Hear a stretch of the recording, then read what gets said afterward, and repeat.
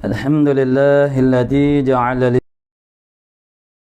likulli syai'in sababa bil masyiah. Wassalatu wassalam ala turjuman uluhiyyatih wa dalili wahdaniyatih Sayyidina Muhammad al-mab'uthi bibahiril mu'jizat لتأييد رسالته وتصديق هدايته وعلى آله وأصحابه وأتباعه أجمعين ولا حول ولا قوة إلا بالله العلي العظيم عدد كل حرف كتب ويكتب أبد الآبدين ودهر الداحرين اللهم فقهنا في الدين وعلمنا التأويل اللهم فقهنا في الدين وعلمنا التأويل اللهم فقهنا في الدين وعلمنا التأويل اللهم رب اشرح لي صدري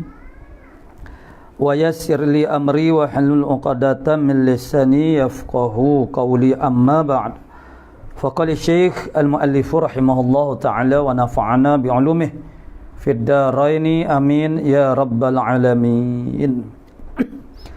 Su'ila radhiyallahu ta'ala an, ditanya daripada ruh,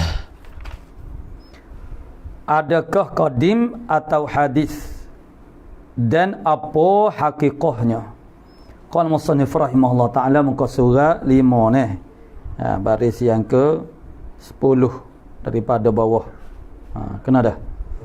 Baris yang ke 10. Su'ila radhiyallahu anhu, ditanya akan radhiyallahu anhu. Radhiyallahu anhu tu maksudnya ialah, itulah makna yang diterjemahkan daripadanya, itulah Syekh Ramli. Ditanya daripada ruh, makna tentang ruh. Ditanya daripada makna tentang ruh, adakah qadim atau hadis? Ruh ni qadim atau hadis. Jadi ni pada dasarnya ni, itu maknanya kaedah yang paling mendasar sekali ialah ni, bila sebut kata qadim itu ialah Allah Subhanahu Wa Taala lah. Sama ada zat ataupun sifat Allah Taala. Jadi maknanya ni, mana kita bila kita dengar soalan tu nak pergi ke kata qadim tu ni, itu makna payahlah sikit ni. Sebab ruh-ruh ni apa dia ni? Tu. Ruh itu bukanlah satu juzuk ni, Tuhan dia tak ada juzuk-juzuk. Itu akan menafikan wahdaniyah Allah Ta'ala pada zat. Tu. Cumanya Allah Ta'ala makna zat yang bersifat. Tu. Jadi kalau kena kepada zat Allah Ta'ala, kalau kena kepada maknanya sifat Allah Ta'ala, tu maknanya, itulah maknanya qadim. Tu. Qala musannifur rahimahullah ta'ala, itu sebagai orang panggil gambaran awalnya bila kita dapat soalan lagi tu, makna kita nampak dah ni. Tapi apa ada soalan yang seumpama ni?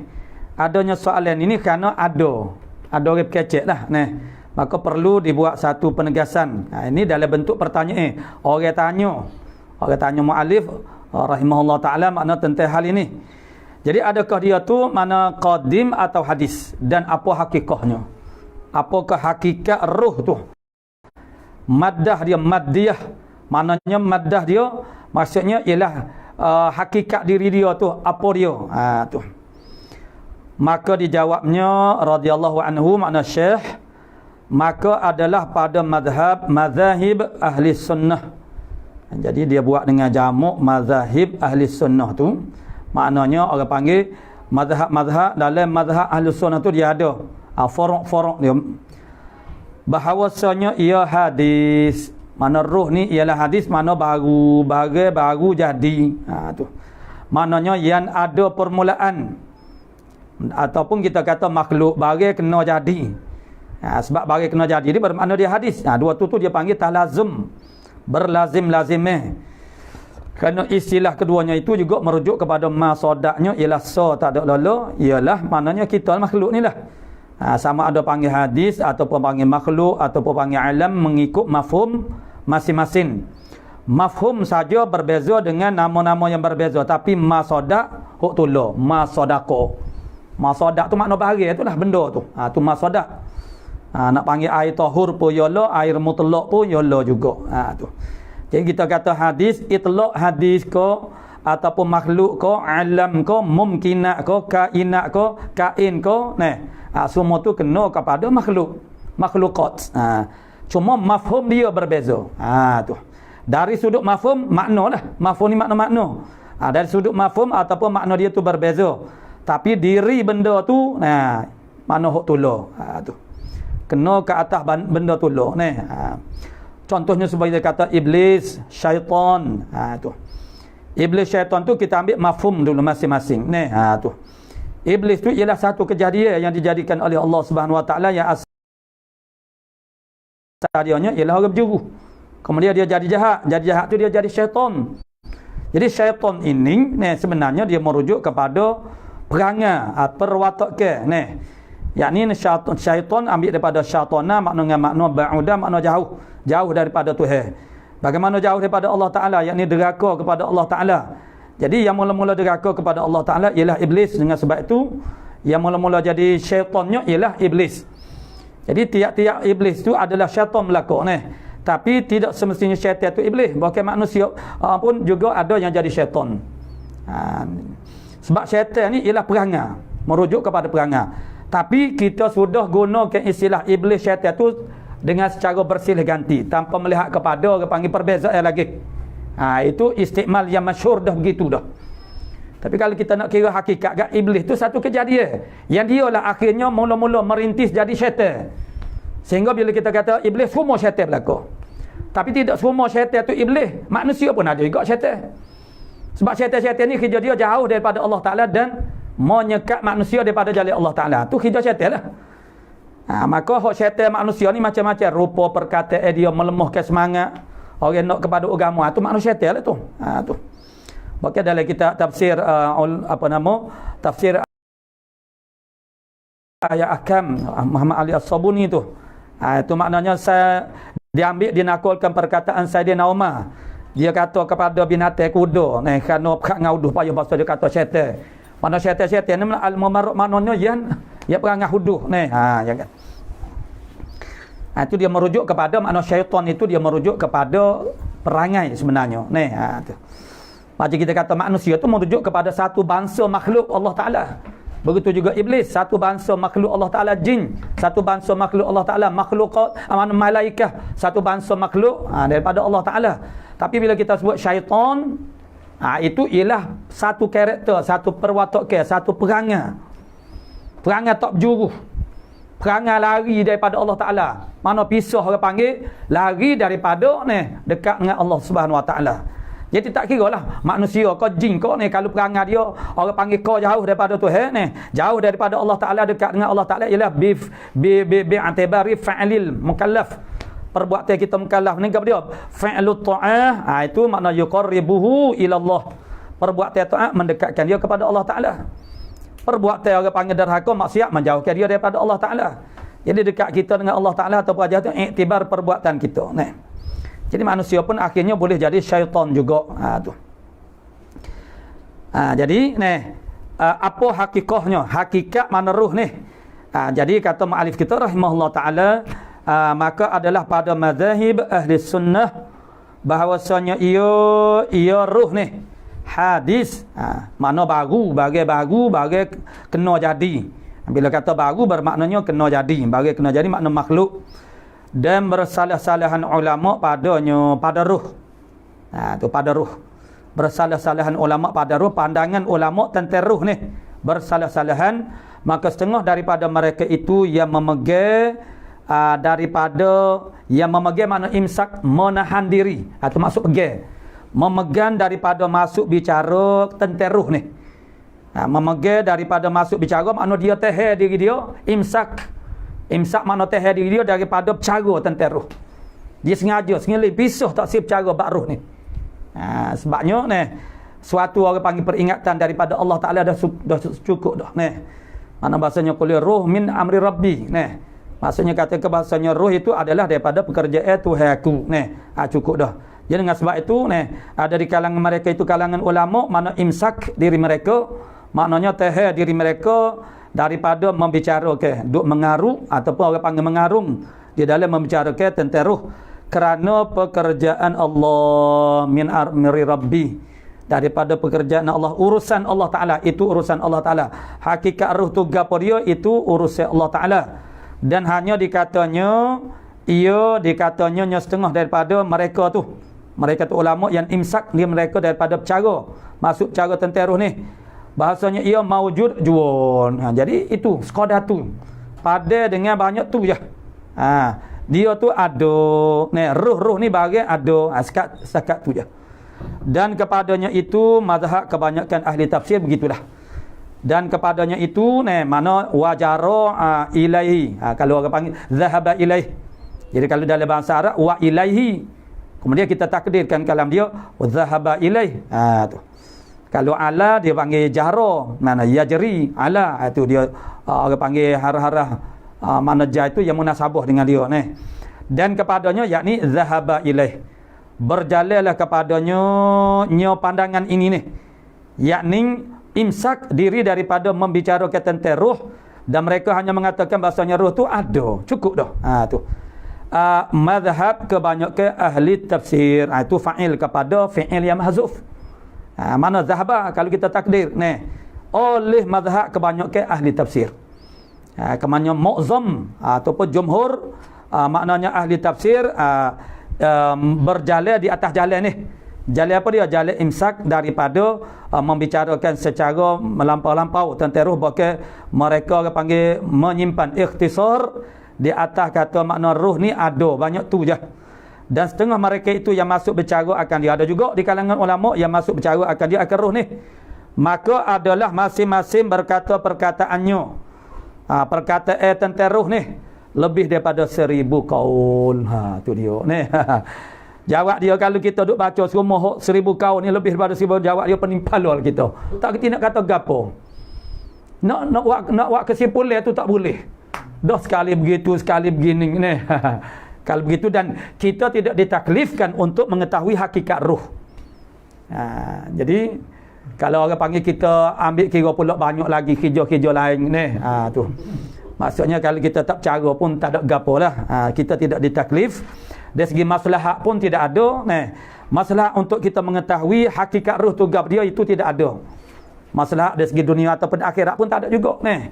Yang pentingnya ialah kita tahu keperluan dia gap dia. Rezeki dia apa dia. Dan orang panggil menyediakan asbab kepada rezeki ruh ni. Tu. Itu yang penting. Bercara hakikat ruh tu tak payah. Bercara kepada ruh tu. Tu hak kena bercara. Bercara tu lagu ambil kisah, ambil bercara. Jaga ruh kita tu. Sebagaimana kita jaga jasmani. Tu. Kalau boleh sama pun alhamdulillah dah Tapi dak biasanya hak rohani ni jadi anak tiri sama-sama. Rezeki jasmani, rezeki rohani. Jadi sakit rohani, sakit jasmani kita tak berlaku adil.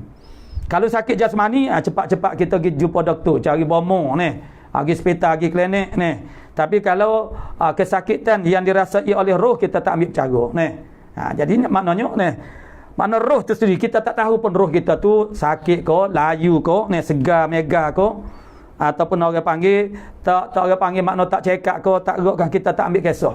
Rezeki roh tak bercaralah mana. Yang kita ambil cari ialah rezeki rohani. Tu. Tentang kejadian ruh tu macam mana itu yang diimsak ke, yang ditahankan daripada bercara. Tu. Ada pun bercara keperluan dia. Tu kena bercaralah.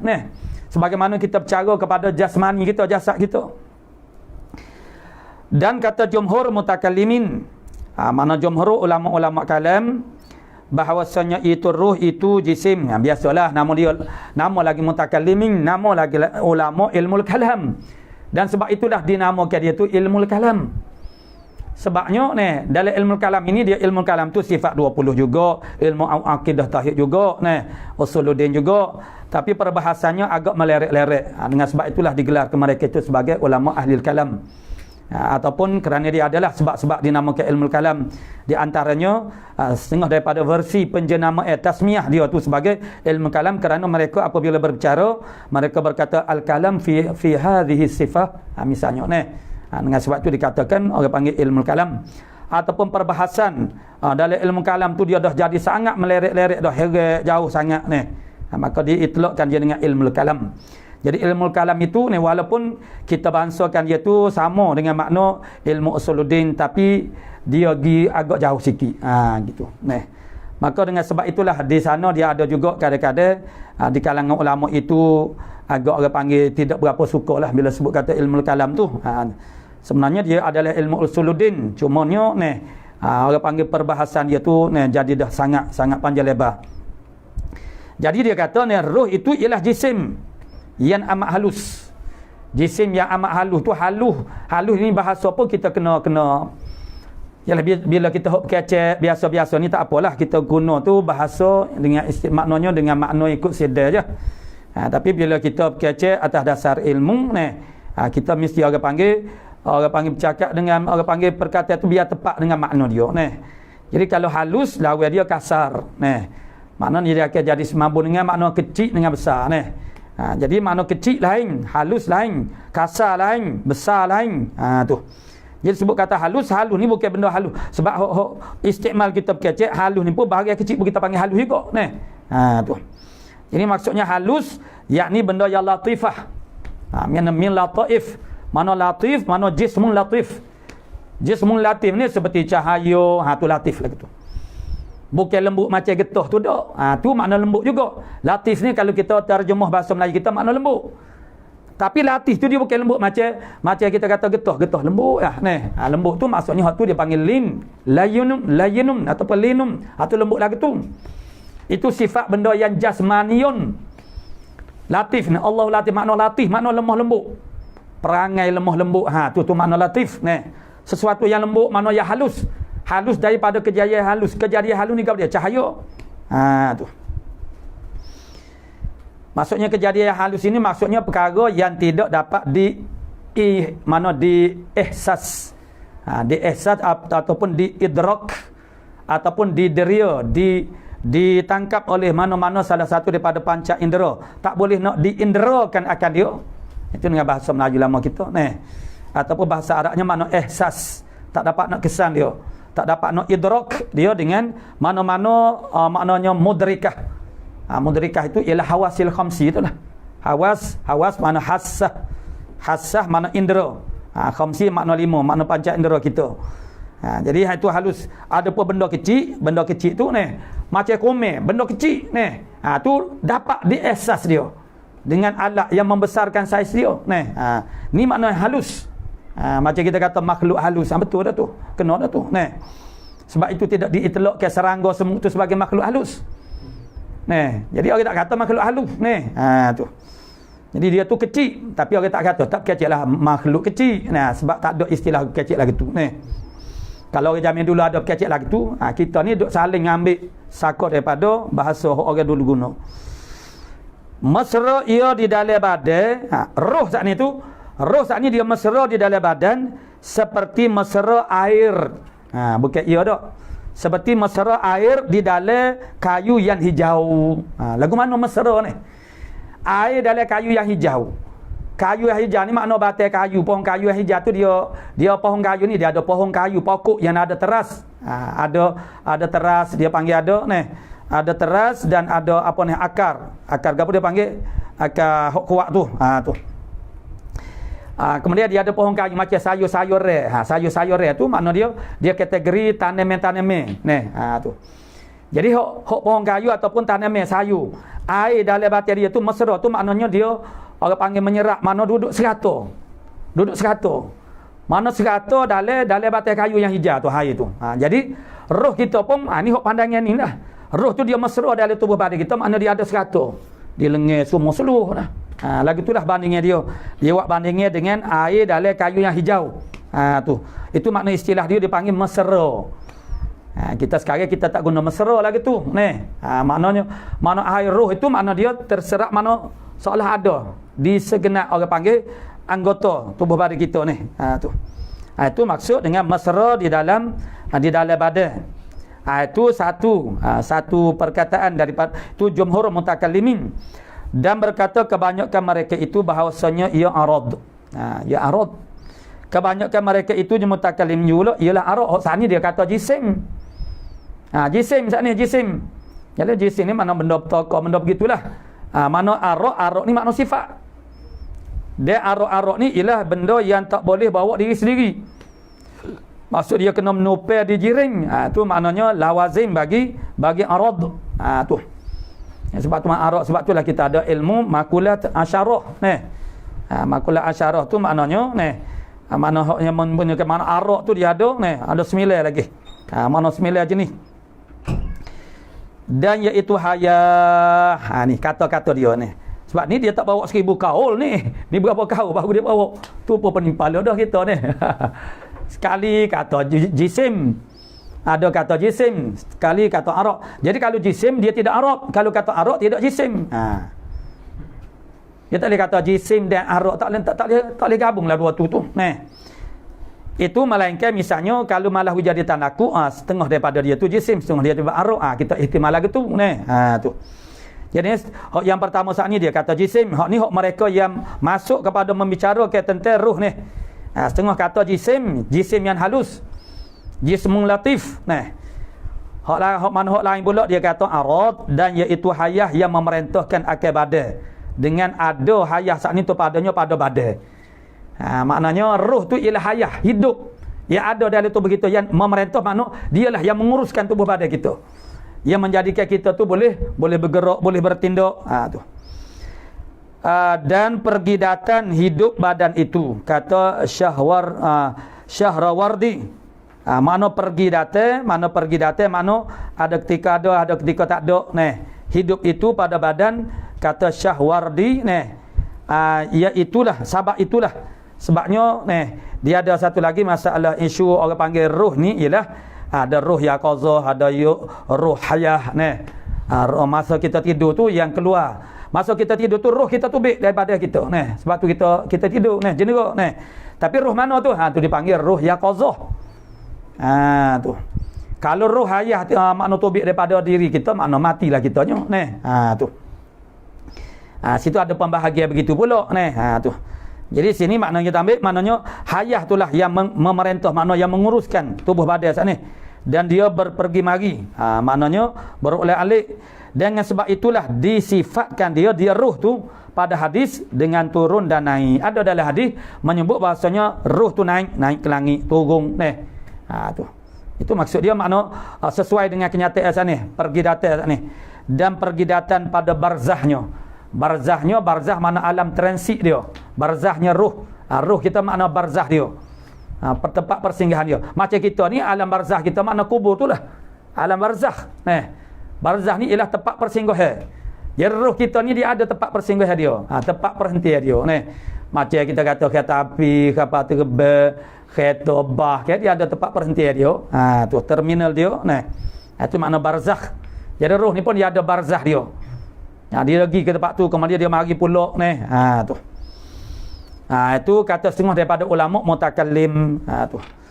Jadi bila kita nak orang panggil cerita benda-benda lagu ni, kita kena isnad ataupun nisbah kepada mereka ni lah. Tu. Kalau tidak kita akan dipertanggungjawabkan dengan kenyataan kita tu. Tu. Kata falasifah, ahli falsafah dan kebanyakan ahli tasawuf, bahawasanya bukan jisim dan bukan arak pula dah. Apa dia? Bukan jisim, bukan arak. Nak kata jisim pun tak boleh, nak kata arak pun boleh. Tak boleh juga. Tu.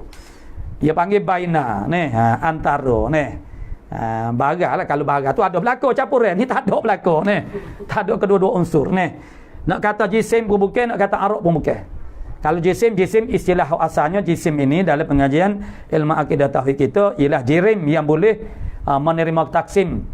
Dia panggil, ada orang panggil qabuliyah, mana salihun lil ada orang panggil al-qabiliyah lil taksim. Itu dia panggil jisim. Mana jirim yang ada kemampuan untuk terima belah bagi. Belah bagi ni maksudnya ialah boleh dibelah, boleh dibahagi-bahagikan. Bahagi-bahagi kita sama dengan cara belah ke, kerak ke, koyak ke, orang panggil kerisik ke, orang panggil sepak ke, macam-macam lah cara belah ni. Allah Ta'ala ni pada zat dia. Maksudnya zat Allah Ta'ala tidak bersusun daripada banyak susu. Dengan sebab tu zat Allah Ta'ala tak boleh dibelah bagi. Tu. Sebab tu Allah Ta'ala ni bukan jirim. Allah Ta'ala ni zat, dia tidak jirim. Sebab zat Allah Ta'ala tak boleh dibelah bagi, tak boleh dibahagi-bahagikan, tak boleh ditaksimkan dengan cara apa pun. Dengan cara belah kau, kerak kau, kerisik kau, sepak kau, berapa tak kira lah. Atas nama-nama yang orang panggil pembahagian. Macam kalau sekut kita gepih, sekut apa kita boleh gepih, dia sekeping. Bila kita gepih, makna dia jadi dua, tak nak, makna dia bukan satu. Jadi Allah Ta'ala tidak terdiri ataupun tersusun daripada banyak juzuk. Itu Allah Ta'ala pada zat yang menafikan muttasil pada zat. Jadi mana tu jisim. Jirim yang boleh belah bagi, yang boleh terima belah bagi, nama dia jisim. Jirim yang tak boleh belah bagi tu dia panggil jawharul fard atau jawharul firid. Orang baca bagi bawah jawhar fardu maknanya satu, dia satu juzuk. Dan sesungguhnya ia jauhar yang mujarrad. Hak tu jauhar farad. Hak ni mujarrad. Mujarrad makna yang disunyikan ia. Maknanya dengan sendirinya. Tiada mengambil tempat. Ya, kalau jisim atau jirim tu dia mengambil tempat. Tiada maknanya berdiri ia dengan sendirinya. Jadi kalau berdiri dengan sendirinya itu jirim sepatutnya. Jadi maknanya kriteria jirim pun makna dia tidak ada sepenuhnya kriteria arok pun tidak. Jadi kalau arok, sebab apa tak boleh nak kata arok? Sebab dia berdiri dengan sendiri. Sebab arok ni bahagia tak boleh nak bawa diri sendiri. Dia kena menopel di jirim, menopel di zat. Kalau Allah Ta'ala dia panggil sifat, dia tak panggil arok. Jadi dia bukan jisim, dia bukan arok. Jadi bila bukan jisim, bukan arok, jadi ramik selalulah. Supaya setengah daripadanya Mu'tazilah dalam masalah dosa besar. Apabila ditanya kepada Hasan Basri dalam majlis ilmu Hasan Basri, dan masa itulah orang panggil zahir kali pertamanya siapa dia? Wasil bin Atta. Masa itulah barulah. Sebenarnya dia dah lama dah. Orang panggil pegangnya dia, fahamnya dia tu menyalah hidup guru dia Hasan Basri Tapi masa tu makna dia tu tidak zahirkan lagi Tapi sedang molek apabila orang tanya bab dosa besar ni, dia berjapuk Orang tanya Hasan Basri, tok guru dia mau duk pakat gagi-gagi kecek di kedai kopi kata orang yang buat dosa besar tu kafir. Tu puak-puak khawarij lah Ya, asal mula nak marah kepada Sayyidina Ali. Asal mulanya dia orang yang paling taat, paling setia kepada Sayyidina Ali. Bila berlaku clash tak kena jadi balah marah, mula-mula kata Sayyidina Ali telah melakukan dosa besar. Tak cukup dengan tu dia kata orang yang melakukan dosa besar hukum dia kafir. Siapa gitu Jadi orang tanyalah Jadi maknanya Hasan Basri jawab, orang yang melakukan dosa besar tidak jadi kafir, tidak jadi kufur, hanya fasik sahaja. Dia mencelah Wasil bin Atta ni, dia kata orang yang melakukan dosa besar tidak mukmin, tidak kafir. Baina. Tapi mukhalladun finnar, masuk kekal dalam neraka Jadi daripada situlah timbulnya silah bagaimana dia mula-mula i'tizal. Itulah perkataan yang terkenal daripada Hasan Basri, i'tazalta minna, kamu telah menyalahi daripada kami. Maka daripada situlah timbulnya secara zahirnya satu firqah yang namanya Mu'tazilah. Tu nak rayaknya orang buat dosa besar ni kafir pun tidak, mukmin tidak, kafir pun tidak. Tu pandangnya dia. Tu dia panggil baina lah. Hak ni jisim pun tidak, arok pun tidak. Tu. Tapi dia tu jauhar yang mujarrad, jauhar yang tersendiri, yang mana dia boleh bawa diri sendiri tiada mengambil tempat. Tapi tiada mengambil tempat ruh tu. Dia tiada mengambil tempat bergantung ia dengan badan. Bergantung ni maksudnya bukan duk bergantung makna berkait dengan badan, ada berhubung dengan badan. Begitu je. Berhubung dengan badan kerana menggerakkan dan mentadbirkan bagi badan juga. Dia ni ada sakut paut dengan badan ni untuk menggerakkan tubuh badan dan mentadbir, nak menguruskan akan tubuh badan juga. Bukan di dalam badan. Bukannya dia duduk dalam tubuh badan tu, tidak. Ni hak pandangan ni. Hak sebelum daripada ni dia mesra dalam tubuh.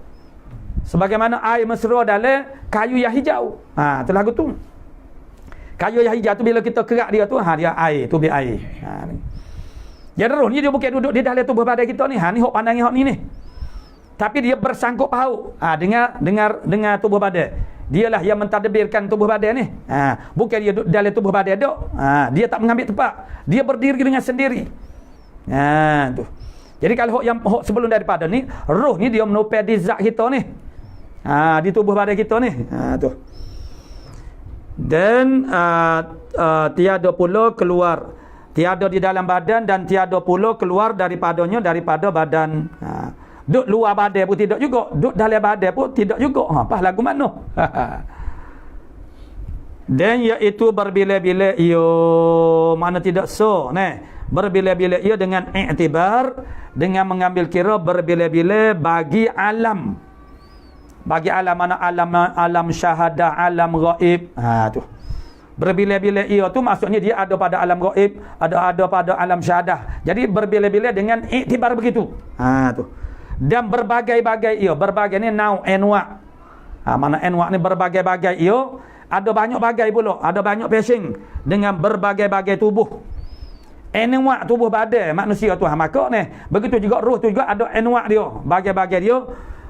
Tubuh suatu itu maknanya dengan berbagai-bagai tubuh suatu itu, sesuatu perkara tu. Dan sahlah dijamukkan dengan iktibar jenisnya. Boleh kita nak buat jamuk. Ruhun itu mufrad, jamuk dia arwahun. Sah. Kita buat dalam bentuk jamuk tu sah. Dengan iktibar apa dia? Dengan iktibar jenis dia. Macam air ke? Air tu kalau kita kira air ni sok ni. Mana air ni? Tapi dengan iktibar, orang panggil anwa' dia. Maka dijamuk daripada miyah. Ataupun moyah ni. Kalau Mesir panggil apa? Moyah ni. Miyah ni. Dia asal miyah ni. Tu moyah tu bukan standard dia tu ni. Tu jadi itu iktibar apa tu? Sebab kita tengok air tu dia berhubung gitu ni. Kita nak kata satu duduk dalam cawe tu. Mana 3 cawe tu makna cawe 3 tu bukan air 3. Memanglah hok kecek ni air 3, nak air 3. Berapa air? Tapi sebenarnya maksudnya gelas. Tu makna iktibar tu. Tapi hak ni tu kita kata banyak air tu ialah iktibar anwa' dia. Ataupun ajnas dia. Sama dengan ruh ni dah. Boleh kita buat jamuk ruh ni. Jadi arwah dengan iktibar anwa' dia. Tu. Iktibarkan berbagai-bagai tubuh suatu itu dan sah tu maksudnya boleh dijamukkan dengan iktibar jenisnya dan dengan iktibar bagai. Dia bahasa Arab jensun, faruk kepada jensun tu kita tak boleh kata jenis, sudah kena kata anwa'. Tu. Tapi bila alih ke bahasa Melayu tu dia jadi payah juga. Aqsam bahagia, arba'atu aqsam 4 bahagia. Ajnas, mari pula ajnas. Kemudian dia ada anwa' pula. Jenis. Macam gandum, beras, itu dia panggil ajnas, jensun. Jenis kepada biji-biji. Kemudian beras ni ada beras pulut, beras jemuh, itu dia panggil nau. Jadi kalau gandum tu pun dia ada bur, ada syair, dia ada gandum biasa, ada gandum macam-macam gandum ni. Itu dia panggil anwa'. Kalau jenis ni beras, jenis beras, jenis gandum. Beras tu nauk apa? Nauk jemuh, nauk pulut. Maksudnya beras pulut, beras jemuh. Tu dia panggil anwa'. Jadi anwa' ni dia di bawah. Macam kita kata asma' utarjumuh, asma' utarjim, nama-nama kitab. Dalam kitab susunan nombor 1 sekali besar kali kitabun. Kalau kitab besar agak kitabus solah. Apabila di bawah dia tu ada banyak bahagian, dia pun buat abwab mana babu arkanis solah, babu syuruti solah, babu mubtilati solah. Tu makna bab. Di bawah bab tu pula ada lagi dia punya bahagian-bahagian. Kita pun buat faslun, fasal. Kemudian bahagian-bahagian yang berbeza-beza. Boleh jadi buat faslun, boleh jadi buat dengan tambihum, buat dengan syahdan. Tu macam-macam lah. Tu. Itu susunnya dia punya asma' utarjumuh. Jadi makna bahagian ni pun dia ada aqsam. Kemudian di bawah tu makna ada ajnas, lepas tu makna anwa'. Jadi anwa' sahlah dijamukkan dia dengan iktibar jenisnya dan dengan iktibar bagai dan afradnya. Afrad ni maknanya kalau manusia kan individu, butirai dia tu.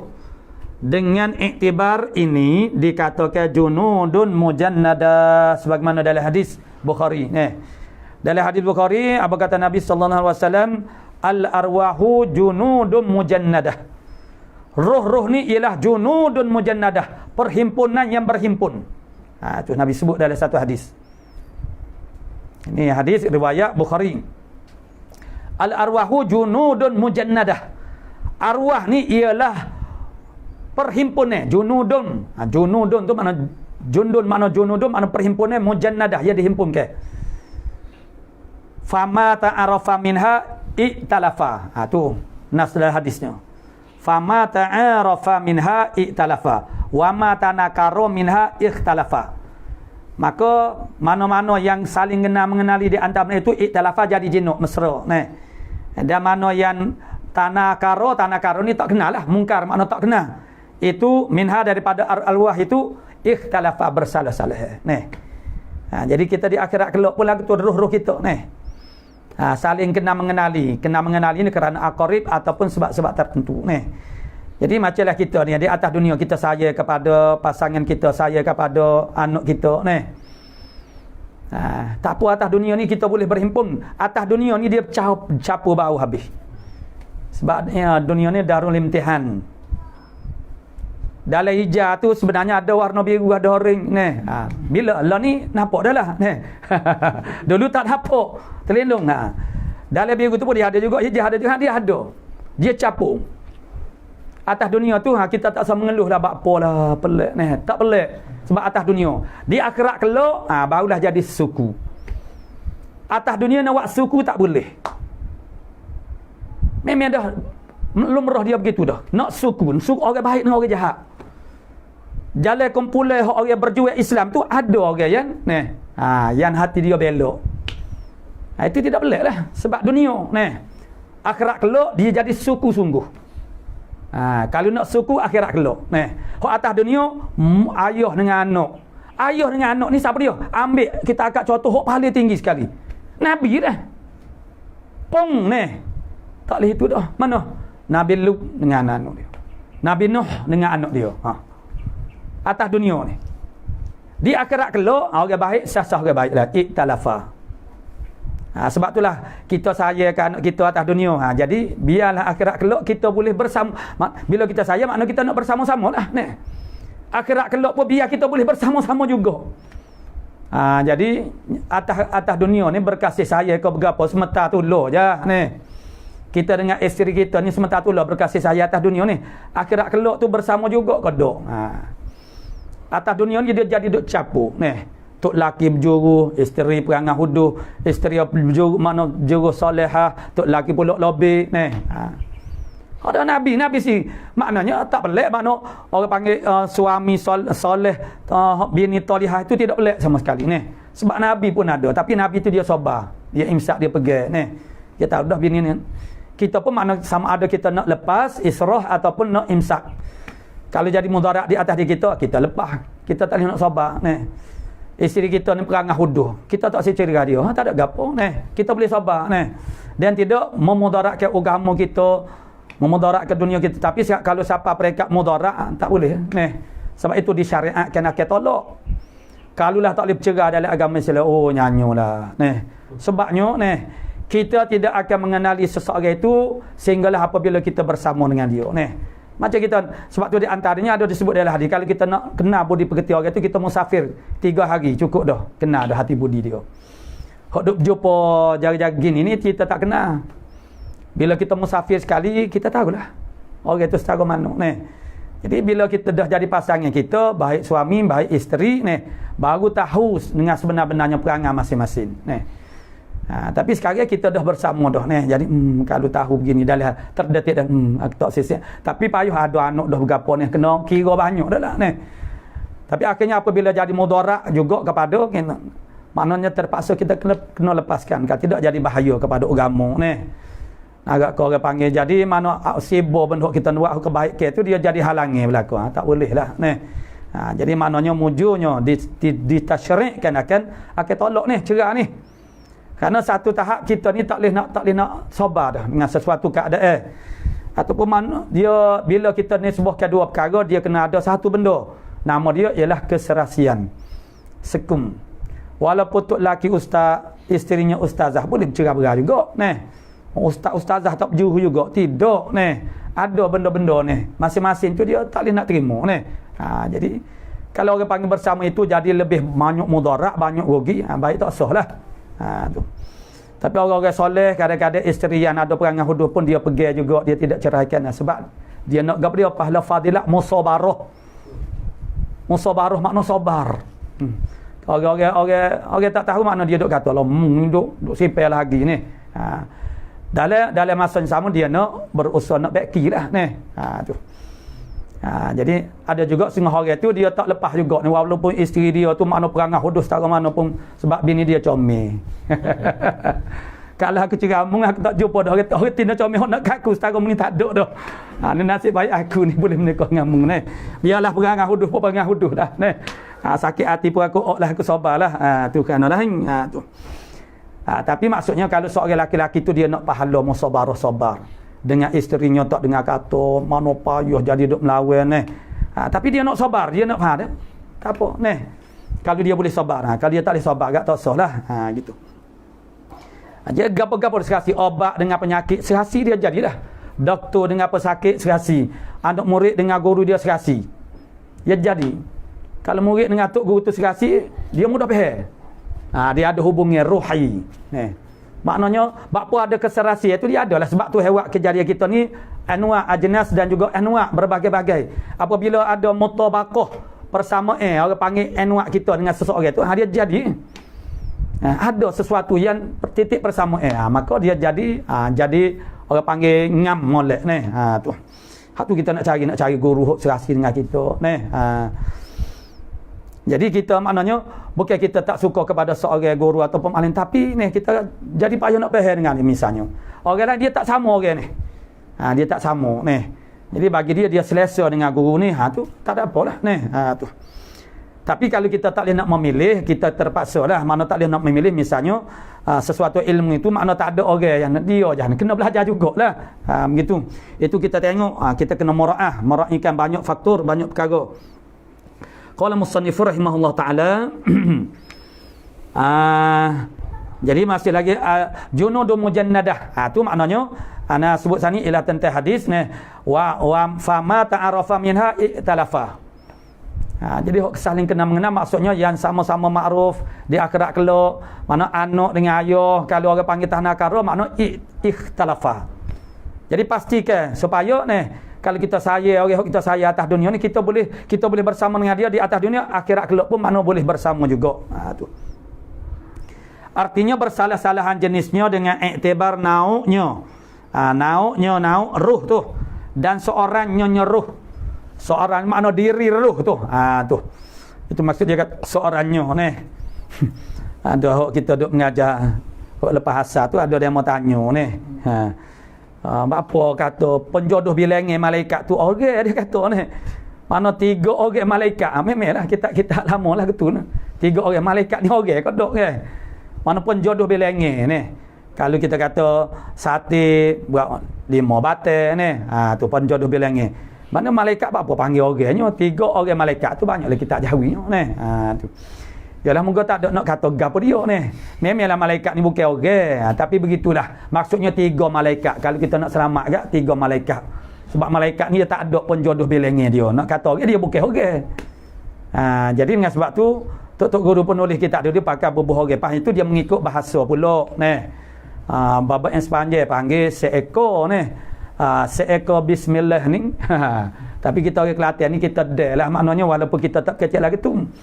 Tiap-tiap benda so dia panggil seekor lah. Hingga bismillah pun dia panggil seekor. Jadi kalau kita kira kasar, tidak kasar, nisbah kepada istikmal bahasa dia. Kita tak biasa guna tu kita kata Allah, seekor bismillah, panggil bismillah ni seekor ni.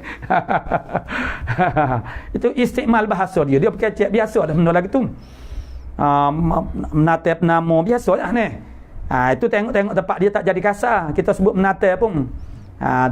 Tepat dan cara penggunaan tu dia tak akan jadi kasar ni. Tapi nisbah kepada orang lain tak biasa dia berasa kasar lah. Tu. Itu nak ayat kata dia sudut bahasa ni. Jadi makna 3 orang malaikat. Jadi orang tak biasa belajar kitab jawi ke apa dia rasa makna dia belajar akademik ni. Dia belajar penjodoh bilangan ni. Jadi kalau orang panggil sekeping sebatas sebutin ni mana manusia seorang. Ni malaikat mana orang juga. Tu nak ayat kata bahasa ni. Tu. Jadi benda-benda yang kekurangan begitu itu orang panggil ma'zur lah, dimaafkan ni, tak ada gapo pun tu. Tapi setengah-setengah orang benda lagu tu dia kisah sangat ni. Maksudnya kita kena faham keadaan ni. Mana orang dulu ni penyelarasan eja pun tak ada, kita Jawi ni. Eja dia tu makna tak selaras. Eja kami tu macam hok eja kami hok penuh berada kaf alif mim ya, hok ada kaf alif mim berada kaf alif mim tu untuk kamu kami. Nah, kadang-kadang kaf mim saja kamu. Jadi orang panggil memahami konteks ayat, dia panggil siyaqul kalam. Tu ada qarinah. Nah, maka dengan sebab itu ilmu ni sentiasa dimajukan dengan cara dipermudahkan. Tapi akhirnya kita terperangkap. Apabila dipermudahkan terlalu mudah sangat, maka kita jadi bodoh lah. Macam kita kata kita bergantung kepada kalkulator untuk mengira tu. Hok mengira dengan kalkulator tu dia jadi bodoh. Dia hanya percaya kepada benda tu ni. Jadi buat anak kata makna jadi semakin bodoh. Kerana ni tupai misalnya, tupai dengan topi hok dulu dia sama je. Tawapoyo, tupai dan juga topi. Sekarang maknanya dibubuh semua huruf saksi. Tulis saya Jawi sekarang dia bubuh segala huruf saksi. Huruf vokal lah kalau abjad. Jadi tawafa fa alif ya jadi tupai. Tak tukar dengan topi tawapoyo. Pas kalau kita tulis tawapoyo tukar ke tak? Tak tukar. Sebab apa kita melihat siyaqul kalam, konteks ayat tu. Tak kaya ada seekor anak topi atas jolamak teh. Boleh ada seekor anak topi. Boleh nak baca lagu tu? Tak boleh. Tentu dah tupai dah ni. Tu dia panggil siyaqul kalam, qarinah. Tengok qarinah dia ni.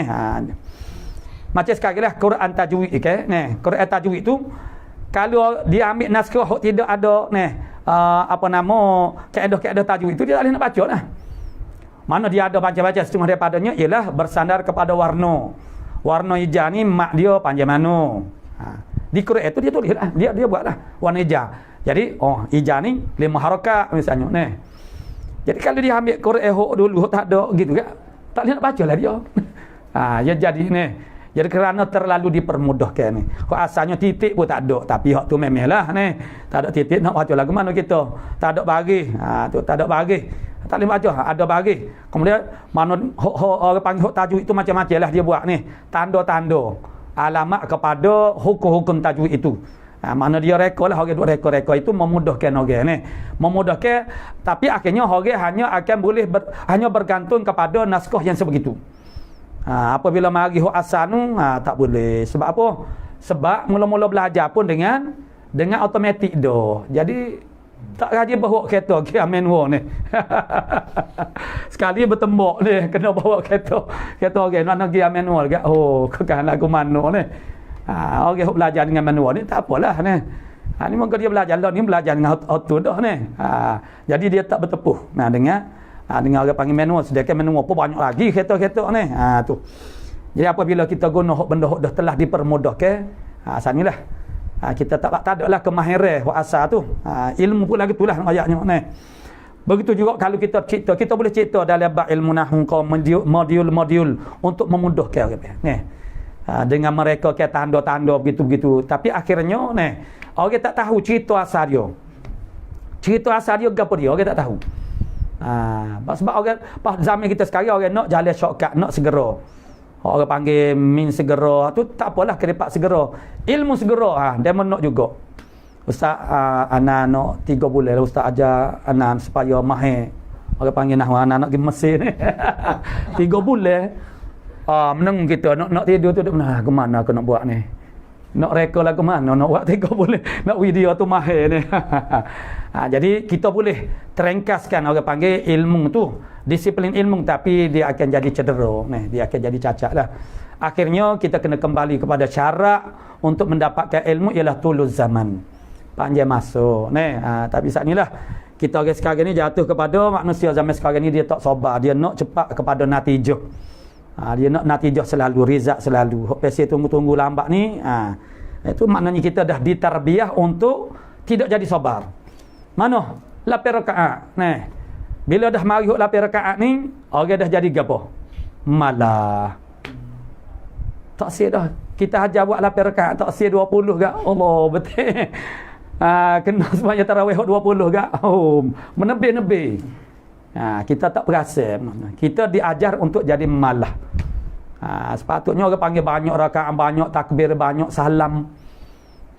Sebab kita kalau kita duduk lama-lama dalam semaya pun dia ada setengah-setengah orang salah tu dia tidak pisah lama duduk dalam semaya takut jadi tak boleh nak khusyuk. Maka dia ambil kelebihan banyak rakaat, banyak takbir. Lailah kalau orang tu hati dia tu sangat orang panggil dah tadarruk dah kepada Allah Taala, khusyuk dah Mana kita ni hati kita sekarang ni zaman sekarang ni penuh dengan reba, sapah sarak Pak tu kita tu mana orang panggil mikir macam-macam Mari kita lihat sebab kita tengok terlalu banyak benda kita tengok. Banyak benda, terlalu banyak perkara kita dengar. Menyebabkan dia jadi masyhulak dalam hati kita. Sebab itulah mana profesor daripada University Harvard di England sana. Dia yang buat kajian Dia buat kajian tentang penggunaan gadget yang melampau-lampau ni. Nombor satu dia letak senara. Kesal buruk dia kepada hilang fokus. Hilang fokus kepada pekerjaan. Pelajar hilang fokus kepada pelajaran dia. Walaupun masuk kelas sekali, masuk kelas tapi tak boleh nak konsentrate, tak boleh nak tumpu perhatian kepada pengajaran guru. Dia sebenarnya ilmu yang terbaik itu ialah masa kita musyafahah dengan guru. Masa tu perhatian kepada pengajaran guru dalam kelas. Masa itulah makna yang terbaik. Tapi mana budak-budak pelajar zaman kita sekarang dengan sebab ada benda-benda lagu ni telah mengalih perhatian, menyebabkan hati tu jadi sibuk, nak tumpu kepada perhatian tu payah. Pekerja-pekerja hilang tumpu kepada tak berapa fokus kepada pekerjaan dia apatah lagi kalau kita berkecek dalam bab ibadat gapo dia semaya khusyuk ni tumpu sepenuh hati kita hanya ingat kepada Allah Subhanahu Wa Taala. Itu menjadi satu gangguan yang sangat besar. Tu sebab tu mana orang-orang dulu zaman tak ada internet dulu, surat khabar pun dia tak baca Moga bila baca surat khabar tahu banyak cerita. Macam-macam cerita jadi tak ada pasal-pasal duk masyhur duk terfikir-fikir benda yang tidak ada maslahah kepada kita duk mikir. Itu hok sekadar surat khabar zaman dulu Hok kalau zaman kita sekarang agak macam-macam. Artis pun kita tahu cerita dia Moga benda tu siapa berlaku Jadi kita hok artis pun kita tahu juga. Kita duk mikir pula. Tak ada pasal-pasal Sedangkan banyak lagi benda-benda yang kita perlu gunakan untuk berfikir. Tu nak ayat kita maknanya iktalafa fama tanakara mana iktalafa fama ta'arafa iktalafa fama ta'arafa minha iktalafa. Saling kenal. Arwah kita di akhirat kelak bila kenal agak dia akan jadi mesra jinuk tu. Jadi kenal dalam keadaan orang panggil dalam satu aliran. Jadi anak sebut sana atas dunia ni memang dia bercampur gaul jadi nasib kabu. Kita nak buat suku-suku tu tak boleh. Tapi di akhirat dia akan jadi suku-suku sungguh. Yang baik dalam kumpulan jamrah mana ma'as salihin. Jamratus salihin. Jadi yang jahat dalam kumpulan orang jahat dia jadi suku. Walaupun ayah dengan anak sekalipun dia jadi suku. Sekarang tak boleh nak suku.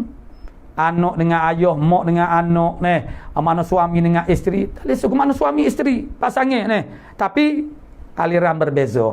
Tak boleh nak suku Dalam kumpulan yang baik ada yang jahat, ada dalam kumpulan yang jahat pun ada juga Dia duduk, dia terperangkap dalam kumpulan yang jahat tapi dia sebenarnya adalah benih yang baik. Tu. Maka kalau Allah Taala sayang kepada dia akan selamatlah. Allah Taala akan menyelamatkan dia. Itulah junudun al-arwahu junudun mujannadah. Nabi kata bermakna ayat hak ni dia buat mari kenyataan ni untuk dia untuk menyatakan bahasanya kita nak buat jamak kepada roh dengan kata arwah. Maka dia buat marilah bukti-buktinya sebut umpama ni bersalah-salahan jenisnya dan iktibar nauknya dan seorangnya dan jenisnya dan barang-barang yang berkenal-kenalan daripadanya artinya hasillah menyerupai antara keduanya dan berjinak-jinak ia pada alam ajsam. Mana alam ajsam ni alam sekarang ni lah. Alam sekarang mana berjinak-jinak dan barang yang tiada berjinak-jinak jenisnya. Maknanya maka bersalah-salahanlah pada alam ajsamnya. Seperti manusia dan juga jin. Tak serupa. Itu dia dihuraikan hadis itu begitu. Jadi maknanya orang panggil jisim, jenis jisim ni makna tak serupa. Kita dengan jin. Maka kita tak bersamalah di alam ajsam ni. Makna jin itu pada alam gaib. Satu dimensi yang lain daripada kita ni. Jadi kita ni maknanya alam ajsam juga. Alam jin pun alam ajsam juga tapi alam dia tu alamul ghaib. Kita ni panggil alamus syahadah. Sama-sama alam ajsam belaka jin pun dia jisim dia juga. Jisim dia. Jadi oleh kerana ikhtilaful ajnas bersalah-salah jenis kita, jenis manusia dengan jenis makna jin, maka ikhtalafa makna bersalah-salah. Maksudnya sebab itulah maknanya kita ni makna tak boleh pergi mari bersama, mana ada kelebihan, ada kekurangan, mana Tuhan telah rencana ke di atas. Misalnya kita tak nampak dia nampak kita ni. Tu. Jadi kita tak boleh. Dia ada tapi dalam alam yang berbeza. Dia ada, jin ada, malaikat ada, tapi pada alam yang berbeza. Jadi dengan sebab itu tidak jadi iktalafa. Maknanya tidak iktalafa ni berjumpa bertemu ramah ada. Tu. Qala musannif rahimahullah taala. Jadi soalan itu dia tanya apa hakikat ruh tu, hambalah tu jelah. Jadi kalau nak ayat tu makna lebih daripada 1000 qaul. Bahkan daripada Allah Taala sudah ada isyarat, tak payah bercaralah. Aku tidak taklif kamu bercara. Suila radhiyallahu an, daripada seorang dibelah dua jadi bercerailah dan bergeraklah kedua sukunya. Ini masih lagi adalah rintitan daripada soalan tentang ruh saat ini juga. Masih lagi bercara tentang ruh. Daripada ini juga sungguh daripada nak nampak orang panggil ni ruh, nak kita nak maklumat tentang ruh tu macam mana ni. Maka digambarkanlah dia dengan keadaan situasi sebegini. Misalnya kalau tubuh tu terbelah dua, jadi ruh tu duduk dalam sama-sama hidup seorang dibelah dua, jadi bercerailah dia tubuh dan bergerak-gerak kedua sukunya. Jadi kalau bergerak salah satu, itu nampak ni dibelah tubuh orang, dua-dua tu bergerak belaka. Jadi isu dia makna ruh. Maka ruh itu pada apa tempatnya, pada keduanya, dua belah kerak saat ni tu. Tu. Mana tempat dia nya ni? Jadi kalau nak kira kata gerak kedua-dua. Tu.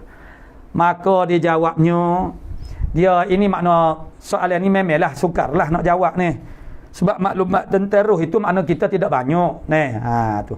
Tapi kalau macam mana pun dia ada setengah ulama tu dia duk fikir dia duk analisa juga kemudian maksud dia buatlah kesimpulan Ini bukan masuk dalam orang panggil teras kepada aqaid iman kita makna kita berektikad bahasanya ada ruh tu maujud ada.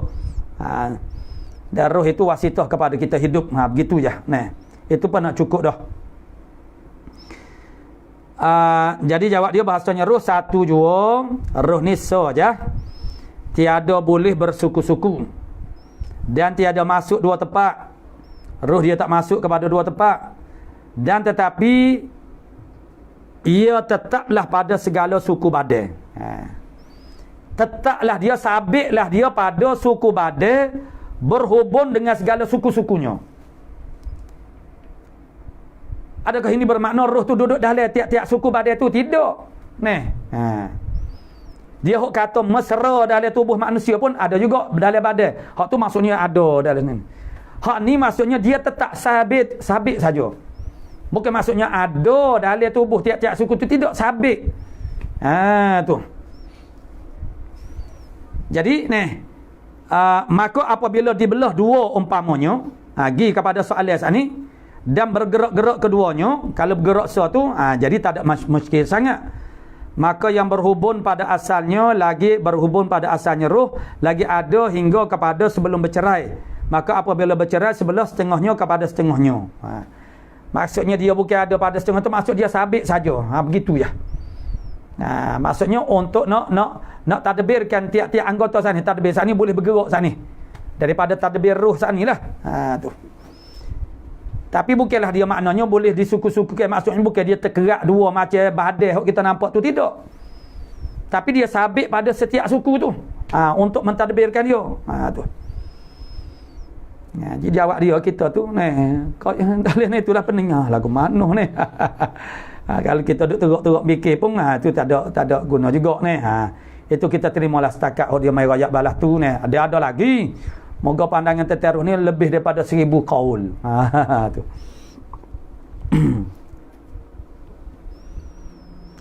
Maka dijawabnya, tu jawab dah.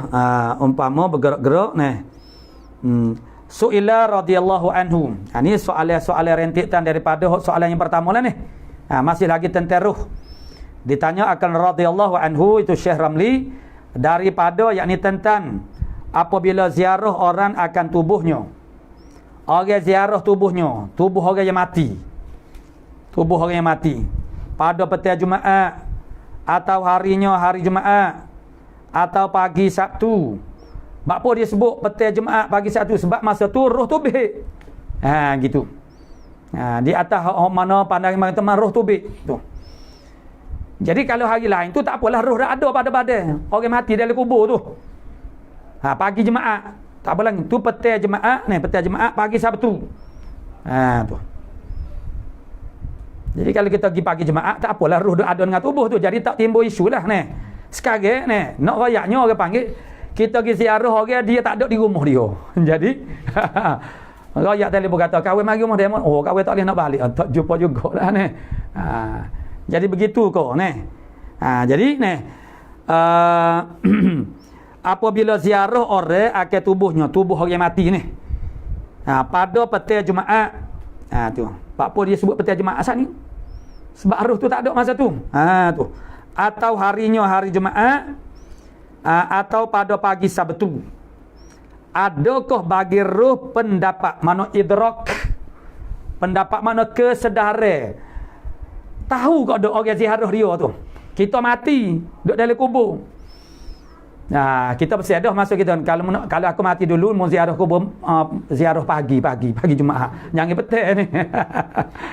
Jadi tak timbul isu lah ni. Jadi sekarang ni, mana adakah bagi roh itu pendapat roh yang tidak bersama dengan tubuh orang mati tu? Ada pendapat ke tak? Maksudnya ada kesedaran ke tak? Idrak ke tak? Ihsas ke tak? Yakni ia mengetahui akan yang ziarah akan dia tahu ke tak orang ziarah dia? Tu. Macam kita mati ni. Petang Jumaat ni. Keluarga kita, makna ziarah kita, sayang sahabat kita, ziarah kita ni. Kita tahu ke tak dia ziarah kita? Ni. Tu. Padahal ia tiada hadir. Roh saat ni tidak hadir bersama dengan tubuh saat ni. Jadi adakah roh tu tahu orang ziarah tubuh dia tu? Sebab dia ziarah petang Jumaat, ziarah pagi Sabtu. Tu. Maka adakah bahawasanya baginya perhubungan dengan tubuhnya, roh saat ni ada hubungan ke, ada konteks ke dengan apa nama tubuh dia tu? Sebab roh tidak bersama dengan tubuh tu. Lagi ia mendapat nikmat. Masa tu dia dapat nikmat ke tak? Kalau orang panggil annam radatu maryadil jannah, dia ni orang hok duduk dalam satu taman daripada taman-taman syurga. Roh tu bernikmat-nikmat ke tak masa tu? Masa dia tubik daripada jasad tu. Atau azabnya orang hok dia azab akan dia tu. Pada barang yang adanya, maksudnya ialah dengan qadar yang kena azab ataupun dapat nikmat. Tu. Maka dijawabnya oleh Syekh Ramli radhiyallahu an dengan bahawasanya sya'an adalah bagi jasadnya nyeruh tu pendapat khabar. Dia sedar, dia tahu ni. Walaupun roh tidak bersama badan, orang mari ziarah tubuh badan kita dalam kubur ni. Jadi kita tahu, ni roh tahu dan diketahui akan yang ziarah akan dia. Dia kenal. Ni Said ni. Siapa dia? Rakan-rakan dia sudah dia pergi ziarah ni Said Ridwan ni, dia kata ni. Dia kenal, dia cek ni. Tu. Dan jikalau sudah jadi binasa suku-sukunya sekalipun tubuh badan tu, hancur lebu dah ni. Makna dia tahu sekali pun dia tahu siapa dia ziarah dia. Tu. Cuma dia tak boleh nak gapo. Tak boleh nak WhatsApp dan memesej ke saja. Kalau dia boleh WhatsApp, dia suruh kita jangan mung hari ni duk buah duk kelolo atas kubur aku. Tak sama marilah dia kata ni. Maksudnya tolong minta keampunan lah. Itulah dia nak orang mati, dia nak al-maghfirah daripada Allah Ta'ala. Seperti bahawasanya bagi roh pendapatan dengan yang demikian itu, maka didapatnya jasad itu pendapatannya yang menziarahkan. Makna tubuh kita tu boleh sedar juga, khabar juga walaupun tanpa roh sekalipun. Walaupun tubuh pada tu hancur lebur dah sekalipun. Sebagaimana roh juga. Gitu. Maksudnya dengan menisbahkan diri kita lah. Orang mati ni tidak iktibarkan tubuh badan ke roh ke apa. Maksudnya kita. Orang tu maksud dia tahu. Biasanya orang kecil lagi itulah ni. Jadi orang tidak nisbahkan tubuh dia ke, roh dia ke. Tubuh badan orang mati dia tahu ke dok orang tak kecil lagi tu. Ini dalam peribahasa kita je ni. Cuma dia kata orang mati tu dia tahu ke dok. Dia dengar ke dok. Kita duduk kata ni, orang duduk baca talqin tu makna dia dengar ke dok. Tu misalnya ni. Jadi maknanya kesedaran orang mati terhadap itu mana ada bila kita ziarah dia. Jadi dengan ini sebabkan kalau tubuh dia sahaja sekalipun, Sebab roh tu makna naik, dia tu maknanya tetap saja dia tu orang panggil maknanya menyadari, ada idrak, makna pendapat juga. Dan jikalau tiada roh itu hadir padanya pada jasad itu sekalipun, kerana perhubungan dengan dia dengan roh itu tiada putus. Walaupun roh tidak duduk sekali dengan tubuh badan, perhubungan itu tidak putus. Dia ada kaitan juga. Kaitan. Pelik agak prianya ni. Macam kita sekarang ni, internet kau berapa, macam mana kita tak ada nak mikir ni. Hok ada hok wayar ni, hok wireless ni lagu mana ni. Hok wayar ni pun kita tak ada nak mikir dah kan. Hanya kena banyak lagi benda-benda lain. Cuba kita tengok ni, makhluk-makhluk ni, seperti kita kata tikus. Tikus ni kalau kita duk kecek nak tahan pergerakan, jawab dia tak kena. Dia peher kok ni. Dia mau duk besar jangan cepenak lidah gapo duk lalu kok gerik tu mana gajah ni. Dia tahu kok ni. Mari mana tu orang panggil ni. Maksud kita masuk hotel tu jangan duk cepenak mulut ni. Dia ada hubungan yang kita tak boleh nak huraikan ni. Dia tahu macam mana ni. Tikus tu dia tahu kau dak bahasa kita ni. Kita tak tahu. Jadi macam mana? Apa hubungnya dia ni? Jadi kalau makhluk hidup hayawan ni dia panggil naluri. Dia panggil hidayah indra, hidayah naluri ni. Macam binatang pinyum yang mengembara berpuluh-puluh kilometer di dasar laut sana. Tapi bila nak telur dia balik, kapur dia. Mana kapur dia? Rantau abel lah. Ni, yalah kata. Rantau abel lah kapur dia ni. Sebab tu kita pun kita kena pergi rantau abel. Tu. Jadi adakah di dasar laut sana ada satu rangkaian jalan raya bagi pinyung-pinyung ni? Kita hok jalan raya siap dengan saibok. Lepas tu ada wave pula tu, makan buah lasak juga. Pinyung dia tak sesak ni. Macam mana kita nak fahamkan keadaan ini? Itu dibawa oleh mana ulama-ulama Imam Syafi'i ni, dia sebut tentang nak ayat ni panggil dalil-dalil kewujudan Allah Taala, kekuasaan Allah Taala. Daun tut yang dimakan oleh ulat sutera ni. Jadi tubik orang panggil ulat sutera jadi benih. Mana dimakan oleh kejan jadi kasturi ni. Dimakan oleh kambing jadi susu. Daripada sumber yang sama tapi produk dia tu jadi berbeza-beza ni. Tu. Nak ayat kata ajaib ni. Makna masani'illah, produk-produk Allah Subhanahu Wa Taala. Begitu juga benda-benda dalam bentuk perhubungan. Kalau kita nak pahamkan apa hubungnya ni dengan kita perkecek tu, makna tikus tu dia boleh reti ke dok, gajah tu dia boleh faham ke dok kita perkecek. Dia dengar, dia tak dengar ni. Apa ni? Dia tu hebri ke dari segi indera saja dah berbeza-beza ni. Macam binatang serigala, ni makna dia pecium dia tu sangat-sangat power. Kalau kita lah ada macam serigala tu nyanyi kita ni, tu siapa duduk luar ni, tak boleh duduk rumah ni, tak boleh duduk ni. Helai dengan kekuatan orang panggil mata dia ni, duduk di angkasa raya dia boleh nampak anak ayat ni. Kita kalau kita baca kitab ni nak sangatlah mata helai tu. Tu tak beri sebab apa?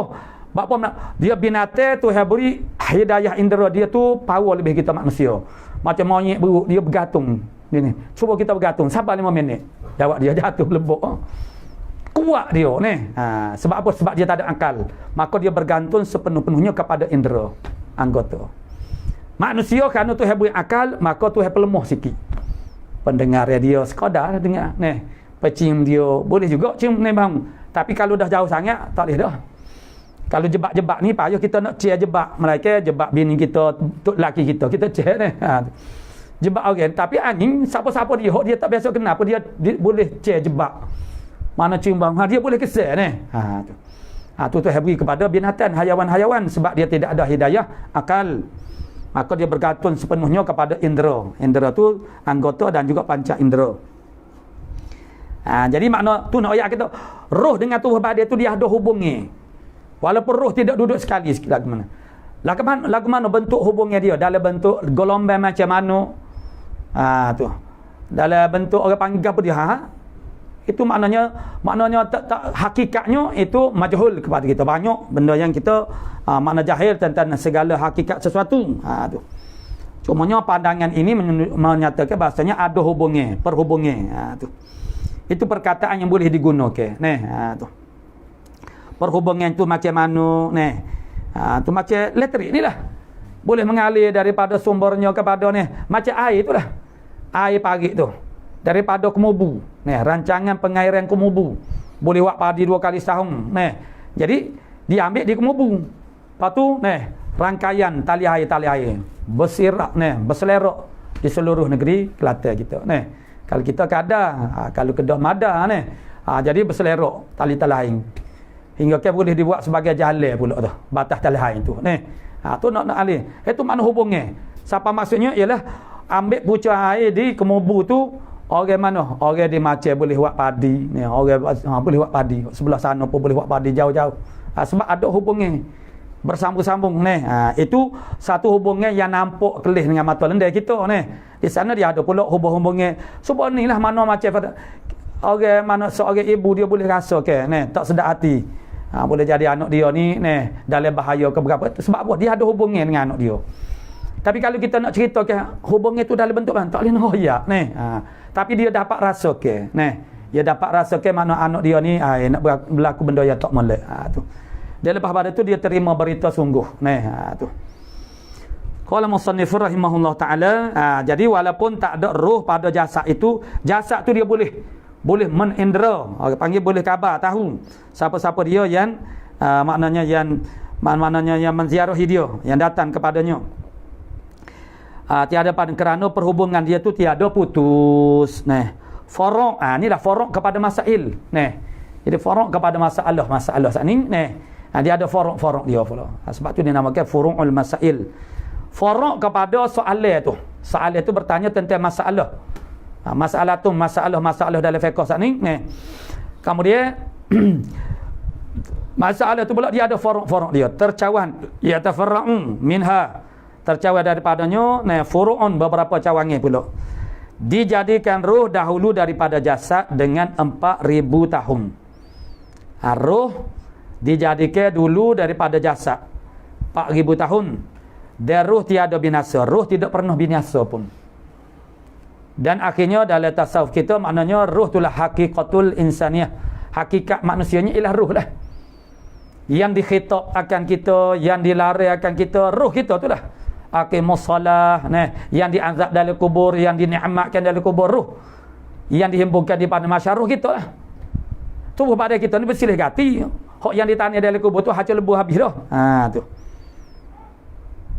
Jadi hakikat kita yang tak bertukar ni apa? Roh kita tiap-tiap orang. Tubuh badan atas dunia boleh tukar dah. Mana organ si A, dia letak pada tubuh badan orang lain. Tu. Sehingga menimbulkan isu yang juga hangat juga, kontroversi juga bila mula-mula timbul macam mana boleh ke tak, haram ke tak, harus ke tidak tu. Dia setengah daripada masalah yang ditimbulkan ialah kalau begitu kena ke anggota orang jahat dia letak kepada anggota orang soleh dia letak ataupun darah kau letak dalam tubuh orang yang jahat. Jadi bagaimana nak dipertanggungjawab ke perbuatan di akhirat kelak. Siapa dia kena azab ni. Jadi sebenarnya itu tidak jadi masalah sebab tubuh badan kita ni bersilih ganti. Hak yang diazab itu hak tubuh, hak ditanya dalam kubur tu hancur lebuh dah. Dia seperti tubuh badan orang yang duduk dalam neraka, dia hancur lebuh kemudian dia jadi pula. Mana tubuh badan ni boleh berganti-ganti tapi diri kita tetap satu saja. Ialah diri kita ya tak bertukar dengan orang lain dah. Cuma untuk nak jadi nyata zahir malah bertukar letak nama. Nama-nama tu untuk tidak jadi bertukar Roh tiap-tiap orang tu dia tak bertukar. Mana hakikat diri dia tu ialah roh dia lah sebenarnya. Semasa dia kecil, masa dia tu janin dalam perut, itulah yang ditiupkan selepas daripada 4 bulan. Roh tu lah. Jadi roh dijadikan 4,000 tahun sebelum daripada jasad, dia tak binasa dan hanya binasa jasadnya jua. Dia istilah mati ni pun ialah mana roh keluar daripada jasad. Bila roh tu daripada jasad tu punahlah, jadi repuk. Dan dapat nikmat dan azab hudud dalam kubur noh. Roh itu makna dapat dinikmatkan dia, dapat nikmat dan juga azab itu atas roh dan jasad kedua-duanya. Roh dengan jasad kedua-dua. Tu. Qala far'un ila akhir wallahu subhanahu wa ta'ala a'lamu bis-shawab.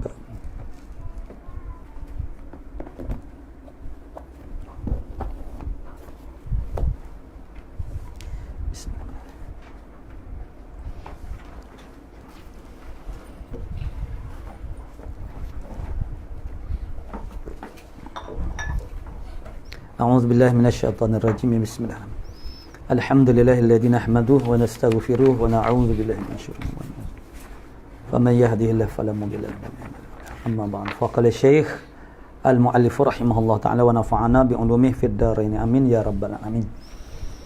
Kemarin kita masuk kepada tajuk baru, itulah al-i'tibar. I'tibar itu ialah as-sabru ataupun al-ikhtibar. Perbuatan kita sabar, makna usaha cari lil hadis hal yusyariku rawihi au syaikha rawiyahu. Di sini rawihi. Jadi kalau kita asalnya rawiyahu, tapi dalam hati itu kena ikut dia rawihi. Sebab dia jadi maf'ul. Adakah musyarakah akan rawinya ataupun guru bagi demikian itu rawi oleh salik. Ikhtibar maknanya ikhtibar ataupun sabru lil hadis, itulah dipanggil sebagai i'tibar. Tu mana cek dalam dawawin, dalam kitab-kitab hadis yang membawa bah seperti hadis-hadis sunan, adakah penyokun, ada syawahid ataupun mutabi' kepada rawi. Tu yang disangkakan dia tu tafarrud dengan hadis itu. Jadi kita beradu pada kata matanya mana? Kita baca rawi au salikun al-i'tibaru. Saudara. Mana? In yakun i'tibaru tada khabar. Yang membetada misaluhu misaluhu. Misaluhu, misalnya al-i'tibar. Misal i'tibar itu. I'tibar ni makna eksperimen dah dipanggil ni, uji kaji. Misal kepada i'tibar itu bagaimana? En yarwiya Hammad bin Salamah hadithan, bahawa meriwayatkan oleh Hammad ibn Salamah hadithan akan satu hadis lam yutaba' alaih, yang tidak dimutabaah di atasnya. Tidak ada mutabi' di atasnya. Tak ada mutabi' itu maksudnya rawi lain yang menyokong hadis itu, yang meriwayatkan hadis itu bersama. Tak ada mutabi'. Tu. Min Ayyuba, daripada Ayyub. Jadi daripada sanak ni tak ada mutabi'. Mana lam yutaba' alaihi, mana tidak ada mutabi' di atasnya. Daripada Ayyub dengan sanak Hammad bin Salamata, dia ambil daripada Ayyub an Ibn Sirin, ambil daripada Ibn Sirin, an Ibn Sirin, ambil daripada Ibn Sirin, an Abi Hurairah radhiyallahu taala anhu. Diambil daripada Abi Hurairah radhiyallahu anhu anin Nabi sallallahu alaihi wasallam. Jadi fayunzaru hal rawadzalika siqatun ghairu Ayyuba. Maka ditengok ni mana dalam dawawin kutubil hadis, dalam dewan-dewan kitab-kitab hadis. Jadi kitab-kitab yang membawa bah yang disusun secara tabwib seperti kitab-kitab sunan, kitab musnad, ma'ajim, tengok belakang ni.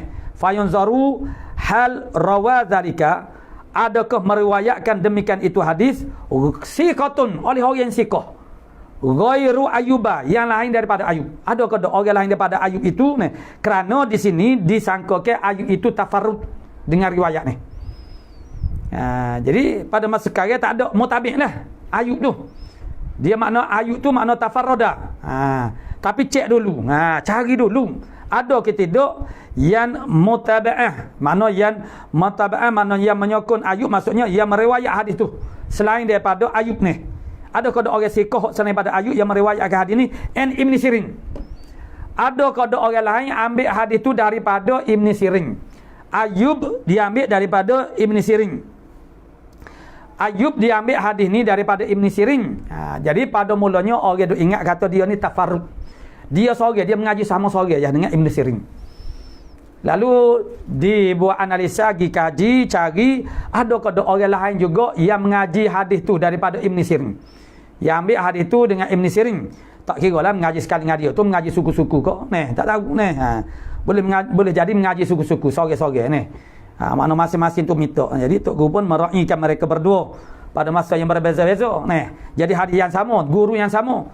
Adakah selain daripada Ayyub yang mengambil hadis ini daripada Ibn Sirin? Fa'in wujida, maka jika didapati ghairu Ayyuba, siqatun ghairu Ayyub, satu orang siqah yang lain daripada Ayyub yang mengambil rawa zalikatu an Ibn Sirin, ulima, diketahuilah anna lil khabari aslan, bahwasanya bagi khabar itu ada asal. Tu Maksudnya sanad dia kuat dah lah. Tu bukan sorang. Wa illam yujad, kalau tak ada, kalau tidak didapati siqatun ghairu Ayyub. Kalau tidak didapati orang siqah lain daripada Ayub, lam yujad zalika tu siqatun ghairu Ayyub. Yang mengambil hadis rawa an Ibn Sirin, yang meriwayatkan daripada Ibn Sirin, tak ada selain daripada Ayub. Fayunzaru hal rawahu siqatun ghairu Ibn Sirin pula an Abi Hurairah. Maka dipandai pula ni, ada kodok satu orang siqah hak lain daripada Ibn Sirin yang ambil daripada Abi Hurairah. Tu. Kata itu dia panggil zalika syaikh zalika. Kalau tak ada mutabik bagi rawi tu, tengok mutabik bagi guru dia pula. Tu. Mana diusahakan cari ada kodok selain daripada Ayyub. Orang siqah hak lain daripada Ayyub yang ambil hadis tu daripada Ibn Sirin, tak ada. Tengok pula ada kodok lain daripada Ibn Sirin ambil hadis itu daripada Abi Hurairah. Jadi siqatun ghairu Ibn Sirin and Abi Hurairah. Wa illa, dan jika tidak, tak ada juga. Jadi kalau ada makna ia tu ada asal. Jika tidak didapati juga orang selain daripada Ibn Sirin yang mengambil daripada Abi Hurairah, fa sahabiyun ghairu Abi Hurairah rawahu anin Nabi sallallahu alaihi wasallam. Adakah ada orang lain selain daripada Abu Hurairah ambil hadis itu daripada Nabi? Naik sampai kepada sahabat. Mana siapa dua orang ambil daripada Nabi? Jadi sekarang disengkau kepada Abu Hurairah seorang je ambil hadis ni daripada Nabi. Itu dipanggil infarada ataupun tafarrud. Tengok ada kodok selain pada Abu Hurairah yang mengambil hadis ni daripada Nabi. Tu. Jadi maknanya kita ambil peringkat paling bawah sekarang, mana Ayub sat ni. Tu. Jadi fa ayyu zalika wujida yu'lamu. Mana-mana demikian itu didapati, maksudnya siqah lain daripada Ayub ambil daripada Ibn Sirin. Kalau tak ada itu, ada kodok siqah selain pada Ibn Sirin ambil daripada Abi Hurairah. Ataupun kalau tak ada itu juga ada kodok sahabat yang lain yang mengambil daripada Nabi hadis itu selain daripada Abu Hurairah. Tu. Jadi fa ayun zalika wujida yu'lamu anna lil hadithi aslan. Diketahuilah bahawasanya bagi hadis itu ada asal. Yurja'u ilaih, dikembalikan kepadanya kepada hadzal hadis atau zalikal hadis, wa ila fala, jika tidak fala yurja'u, tidak dikembalikan kepadanya. Maka kekallah dia dengan bahasanya dia tu status dia maknalah aslalah, tidak ada asal baginya. Itu tujuan i'tibar, untuk mencari kekuatan bagi hadis tu. Tu. Summa idza hasala i'tibaru, kemudian apabila hasil dah i'tibar. Jadi kalau ada dah i'tibar macam mana pula? Fa in, ada lagi tafsir, in yakun mujami'un. Wa i'tibaru in yakun mujami'un. Tu. Jadi sebenarnya in yakum mujam' itu bukan sakut pada i'tibar. I'tibar tu makna sana, jumlah sana. In yakun mujami'un fil lafzi fahuwa syahidun wa tabi'un. Baiklah, jika adalah mujami' tu, yujami'un tu fil lafzi, pada lafaz. Pada lafaz hadis. Hadis yang sama tu makna lafaz dia tu sama. Jadi yujami'un tu sepakat saat itu penyokong itu pada lafaz. Fahuwa syahid, maka dia adalah syahid dia panggil. Wa tabi'un, dan juga tabi' dia panggil. Jadi in yakun ay yujadu mu'tabarun. Jika didapati akan mu'tabar, orang yang mu'tabar. Mu'tabar. Kita mana ulama mu'tabar, kitab mu'tabar. Orang yang mu'tabar mana orang yang boleh dibuat iktibar. Orang yang boleh dibuat iktibar ini maksud dia dia bukan mana dia tu lemah, tapi boleh dibuat iktibar. Tu mu'tabar. Yujami'u bi kasril mim, dengan kasrahkan min atsaniyah yang kedua, mujami'. Bukan mujama' dak, mujami'. Ai muwafiqun li dzalikar rawi wa syaikhih. Muwafiq yang menyerupai bagi yang muwafiq, yang sama bagi demikian itu rawi, wa syaikhihi, dan juga gurunya, guru kepada rawi. Wa in ala, dan sehingga ke teratas. Tu wa in ala. Jadi jika mujami' saat itu fil lafzi, pada lafaz, fi ai lafzil matni, pada lafaz mata. Lafaz mata hadisnya sama. Tu itu maksudnya mujami' fil lafzi. Fahuwa ai zalikal hadis al mujami' bila kasri itu syahidun. Maka hadis yang mujami', orang panggil bagi hadis itu dipanggil sebagai syahid. dan juga tabi'. Itu dipanggil syahid. Jamak dia syawahid. Tu. Jadi kalau lafaz dia tu muwafaqah. Lafaz hadis, lafaz matan hadis tu muwafaqah. Sebab kalau tak muwafaqah lafaz tapi muwafaqah makna pun tak apa dah.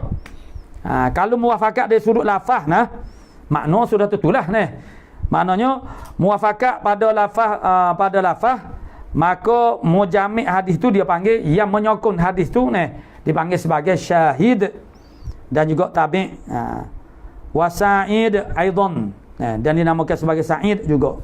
Sa'id ni makna penolong. Wa mutabi'. Hak sa'ni mutabi', hak ni mutabi' bi fathil muwahhadah. Mutabi' tu maksudnya umum. Jadi kalau mutabi' tu makna ada mutabi' rawi yang menyokong rawi tu. Dan lafaz mutabi' dengan lafaz hadis rawi itu maknanya muwafaqah lafaz dia. Maka itu dipanggil syahid dan juga dipanggil sebagai mutaba'. Hadis tu dipanggil mutaba'. Tu. Jadi mutabi' rawi tak dia. Ni mutaba' tu. Jadi nama dia banyak. Panggil syahid, berpanggil tabi', berpanggil sa'id, berpanggil mutaba', berpanggil mutaba'. Jadi hak sana, jadi syahid ni dia kena apa dia? Kena kepada zalikal hadis. Syahid tu makna hadis sudah. Mujama' pun mutaba' tu makna hadis. Mutaba' hadis, mujami' tu rawi. Mutabi' tu makna rawi. Tu. Mutabi', kalau ada mutabi' bagi rawi tu maka kalau sama lafaz dia tu muwafaqat selaras, nama dinamakan hadis tu sebagai mutaba', hadis yang disokong. Mujama' makna syahid ataupun syahid. Syahid tu makna yang menjadi saksi. Tu. Itu nama-nama dia. Wa'lam annal mutaba'ata, ketahui ilmu bahasanya mutaba'ah itu in hasalat lirawi nafsih. Kalau hasil mutaba'ah itu bagi rawi dirinya, mana? Macam tadi Ayyub. Apabila dibuat iktibar, didapati ada thiqatun ghairu Ayyuba.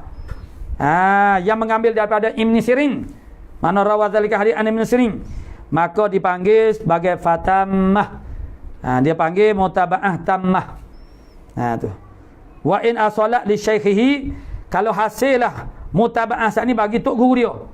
Tok guru kepada rawi itu seperti hak sana tengok cari dalam dawawin tak jumpa penyokong kepada Ayub.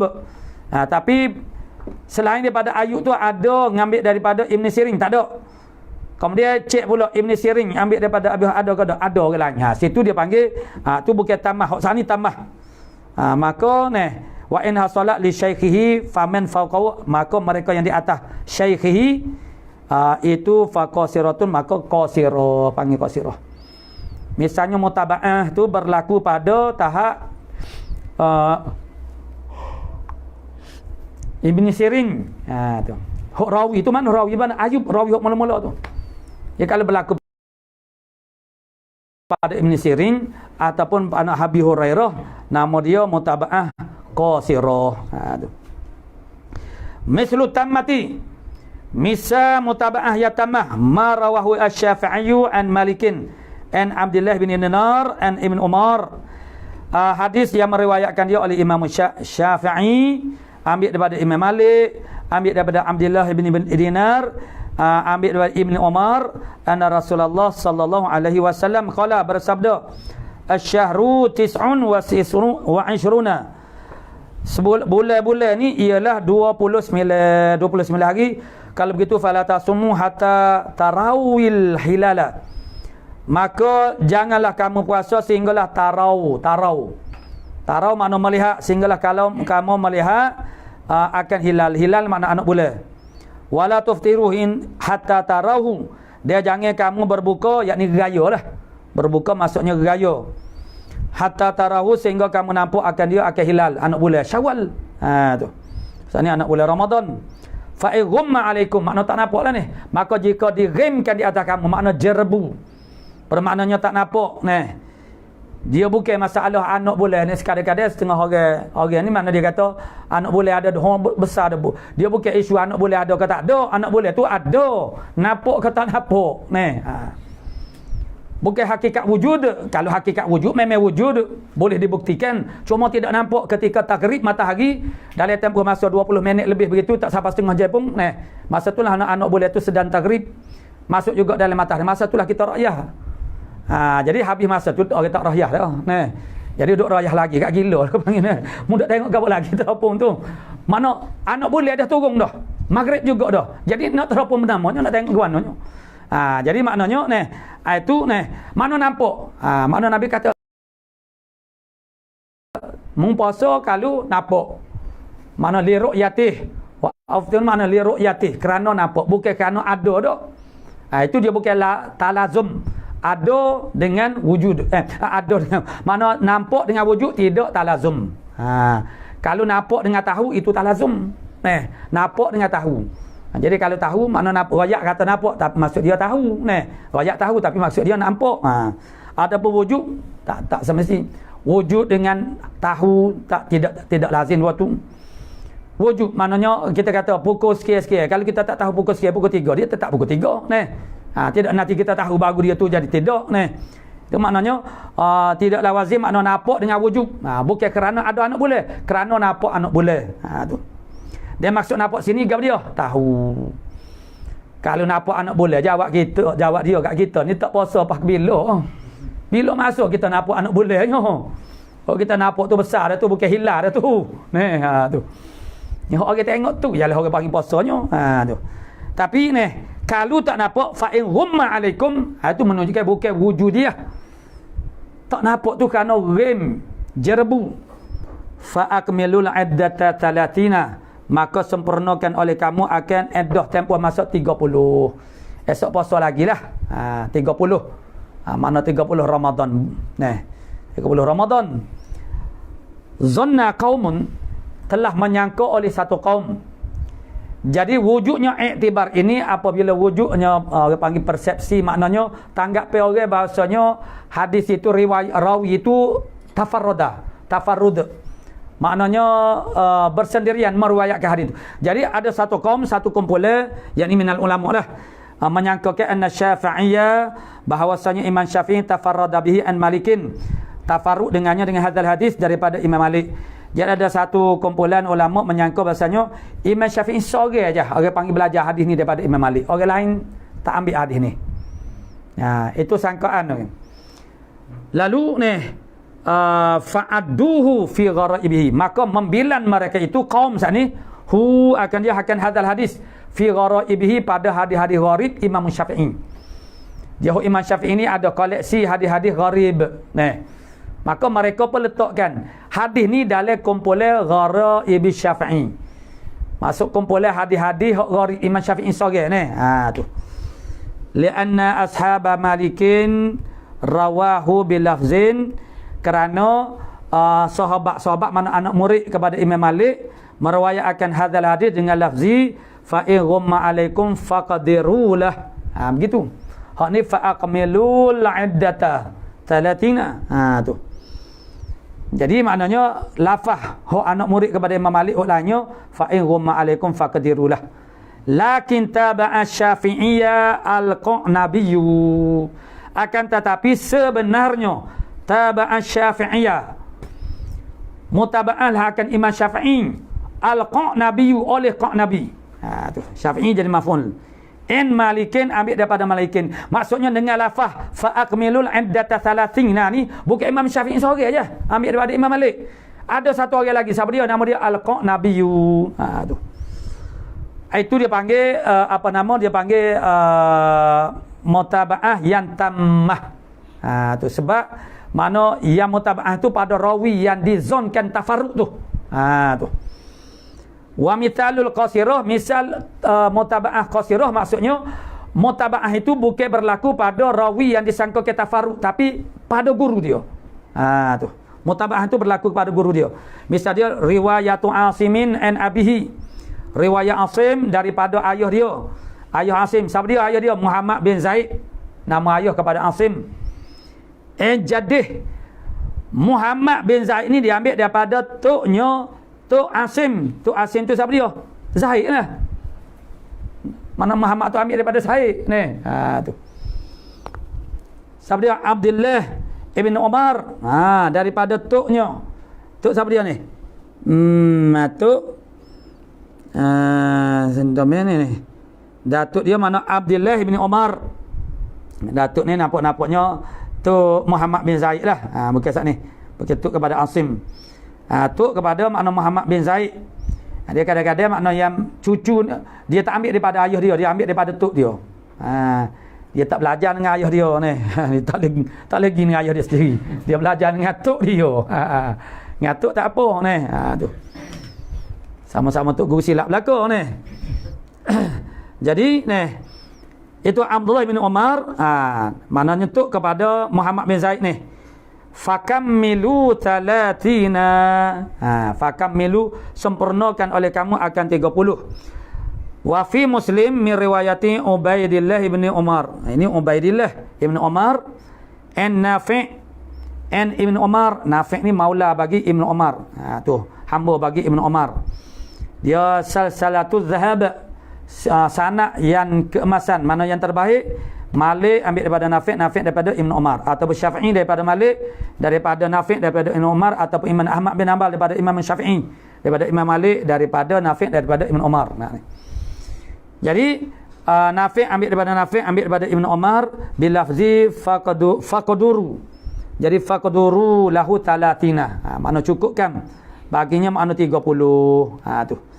Jadi wa'lam aidan, ketahui olehmu juga, annahu lan hisara lil mutaba'ati. Tidak ada inhisar, tidak ada hingga, tidak ada sakak lil mutaba'ati wa syawahidi fi thiqati pada thiqah. Balil madarud, bahkan tempat beredarnya masalah mutaba'ah ni ala man yu'tabaru bi hadisi, di atas mereka yang diiktibarkan dengan hadisnya. Hadis dia tu diiktibarkan tak ataupun tidak. Diiktibar tu maksudnya orang jadikan iktibarkan ataupun tidak. Jadi fayadkhulu fihi ma riwayatu man la yuhtaju bi hadisi wahdah. Maka masuklah untuk buat iktibar ini, fayadkhulu fihi ma, maka masuklah pada keduanya. Makna mutabaah dan juga syawahid ni. Riwayatu man, riwayat la man la yuhtaju. Mereka yang tak boleh nak buat hujah bi hadisihi, dengan hadisnya wahdah usahanya. Kalau seorang dia tu orang tak boleh nak buat hujah dengan hadis dia. Sebab dia tidak kuat. Tapi dia ni dia panggil mu'tabar. Mu'tabar ni orang boleh dibuat iktibar hadis dia. Hadis dia ni boleh dibuat iktibar. Tapi kalau dia seorang-seorang, kalau hadis tu dia riwayat seorang-seorang dia, orang tak boleh nak terima hadis dia, tak boleh nak buat hujah. Dia ni boleh buat napo, orang panggil, boleh buat napo. Buat napo boleh. Tapi kalau dia sendiri tu dia tak gagah. Dia boleh, dia tu makna tidak kuat lah, dia lemah. Tapi dia boleh masih lagi boleh buat napo, lemah-lemah dia, makna tidak lemah sangat. Tu. Boleh jadi pas ni dia ada, dia sebut dia duduk pada ranking nombor berapa dari tartib tajrih. Tartib tajrih. Jadi sebab orang yang dhaif itu bukan kata tak pakai gawar belaka kurang-kurangnya boleh buat jepu pisau dia jual murah-murah, tak sampai 2 riyal banyak lembek-lembek kita nak pakai gini tak ramah dah tapi buat jepu habis jepu tu. Sedap. Jadi kalau pisau bagus-bagus segan dia kata buat jepu kan lah ni pisau kapal pun mahal dah. Atau seharap lah serupa je pisau kapal. Biasa kapas ni orang tak makan direct ni. Tapi nak buat jepuk gitu dah misalnya ni. Supa pisau jelas juga harga dia ni. Ingat kau murah dah pakai buat jepuk tidak ni. Carilah lembek-lembek sikit ni. Murahlah sikit. Mana. Jadi nak rayaknya boleh buat lah, boleh buat kerja lagi. Tapi kalau kita kata kalau contoh pisau tak ni. Nak buat jepuk pun tak boleh dah. Allah berkulak dah kan tak boleh nak buat, tak boleh nak makan lah ni. Tak boleh nak proses dah. Tu. Itu nak rakyat kata mu'tabar, itu maknanya bukan kata tak pakai kerja langsung. Boleh orang panggil tulu-tulu ni. Tulu-tulu holo kayu ke berapa boleh. Bukan kata tak boleh nak buat kerja langsung. Boleh lah juga gaul seming gitu ni.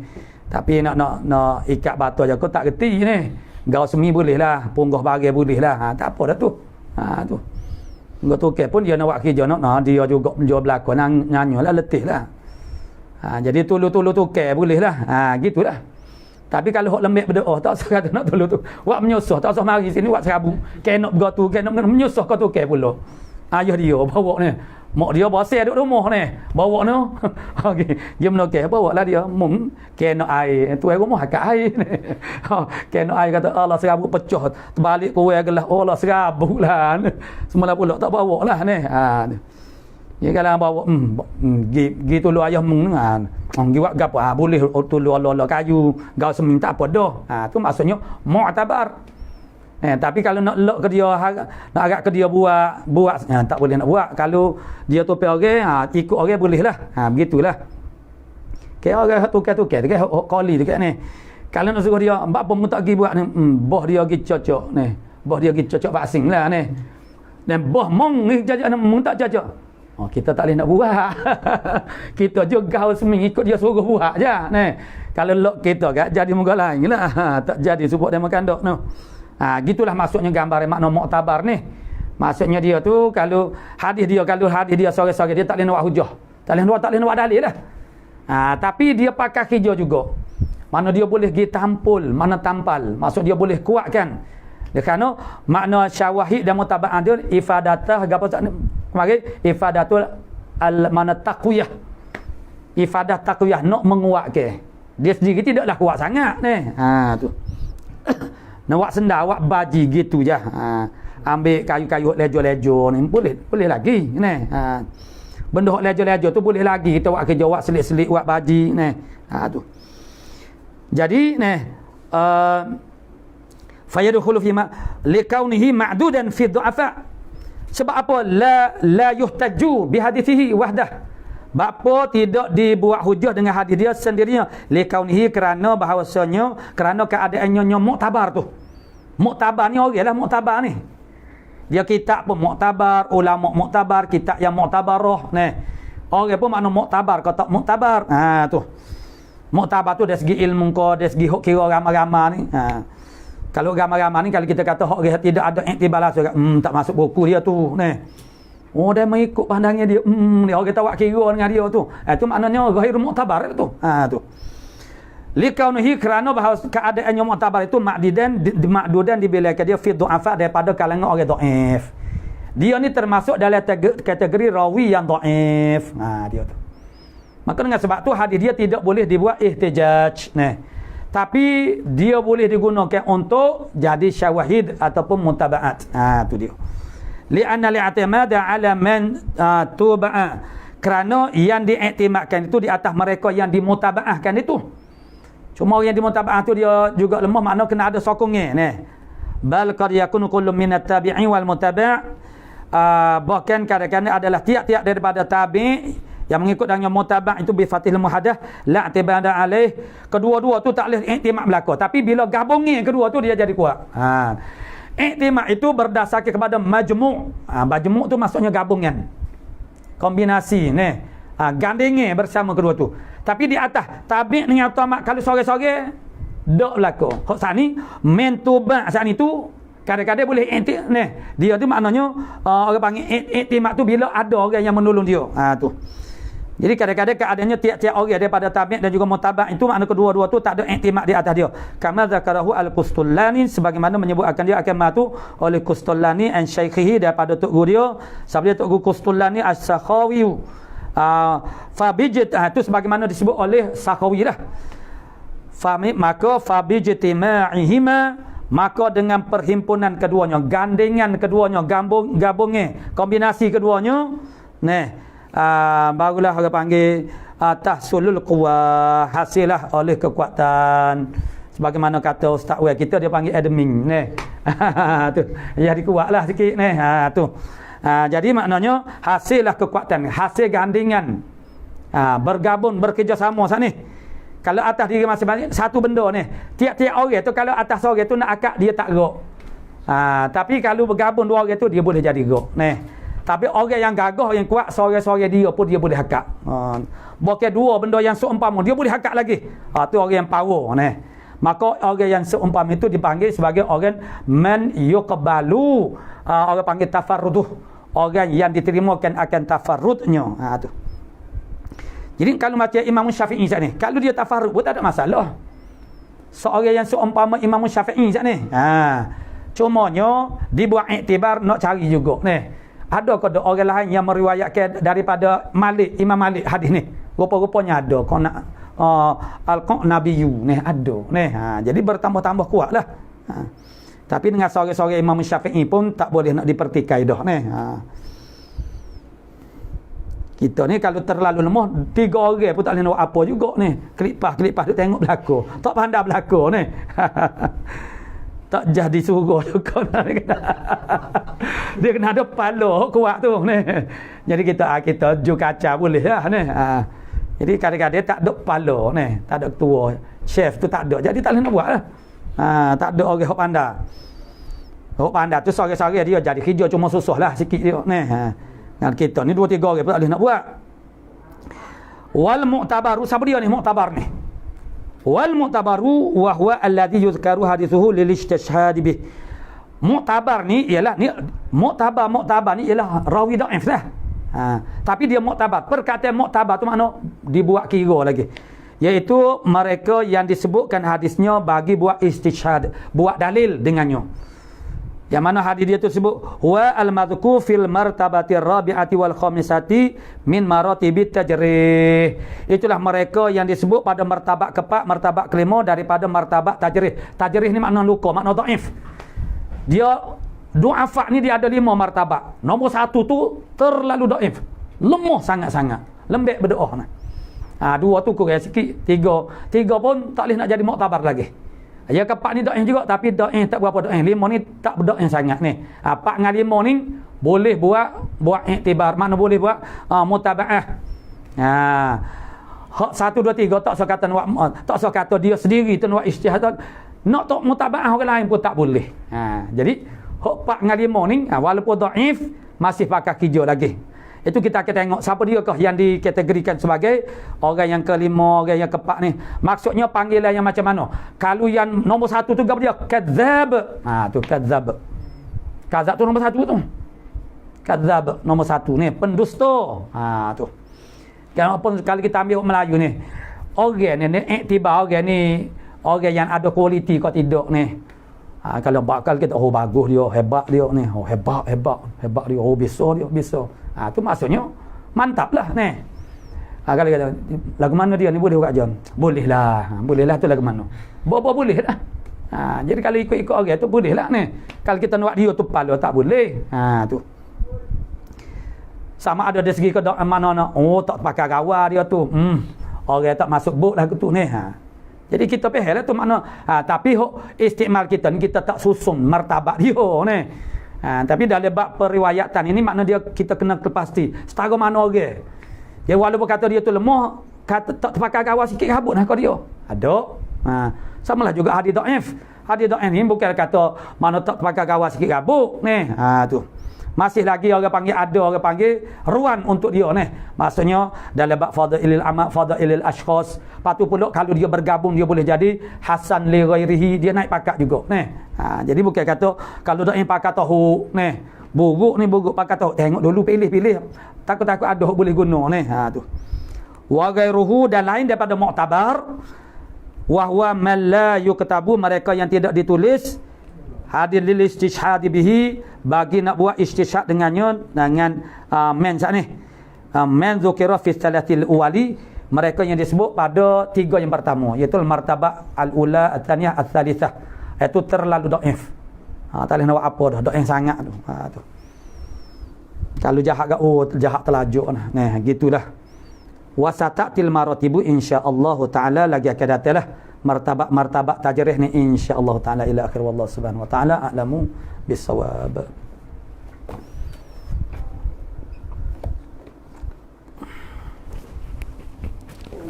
Bukan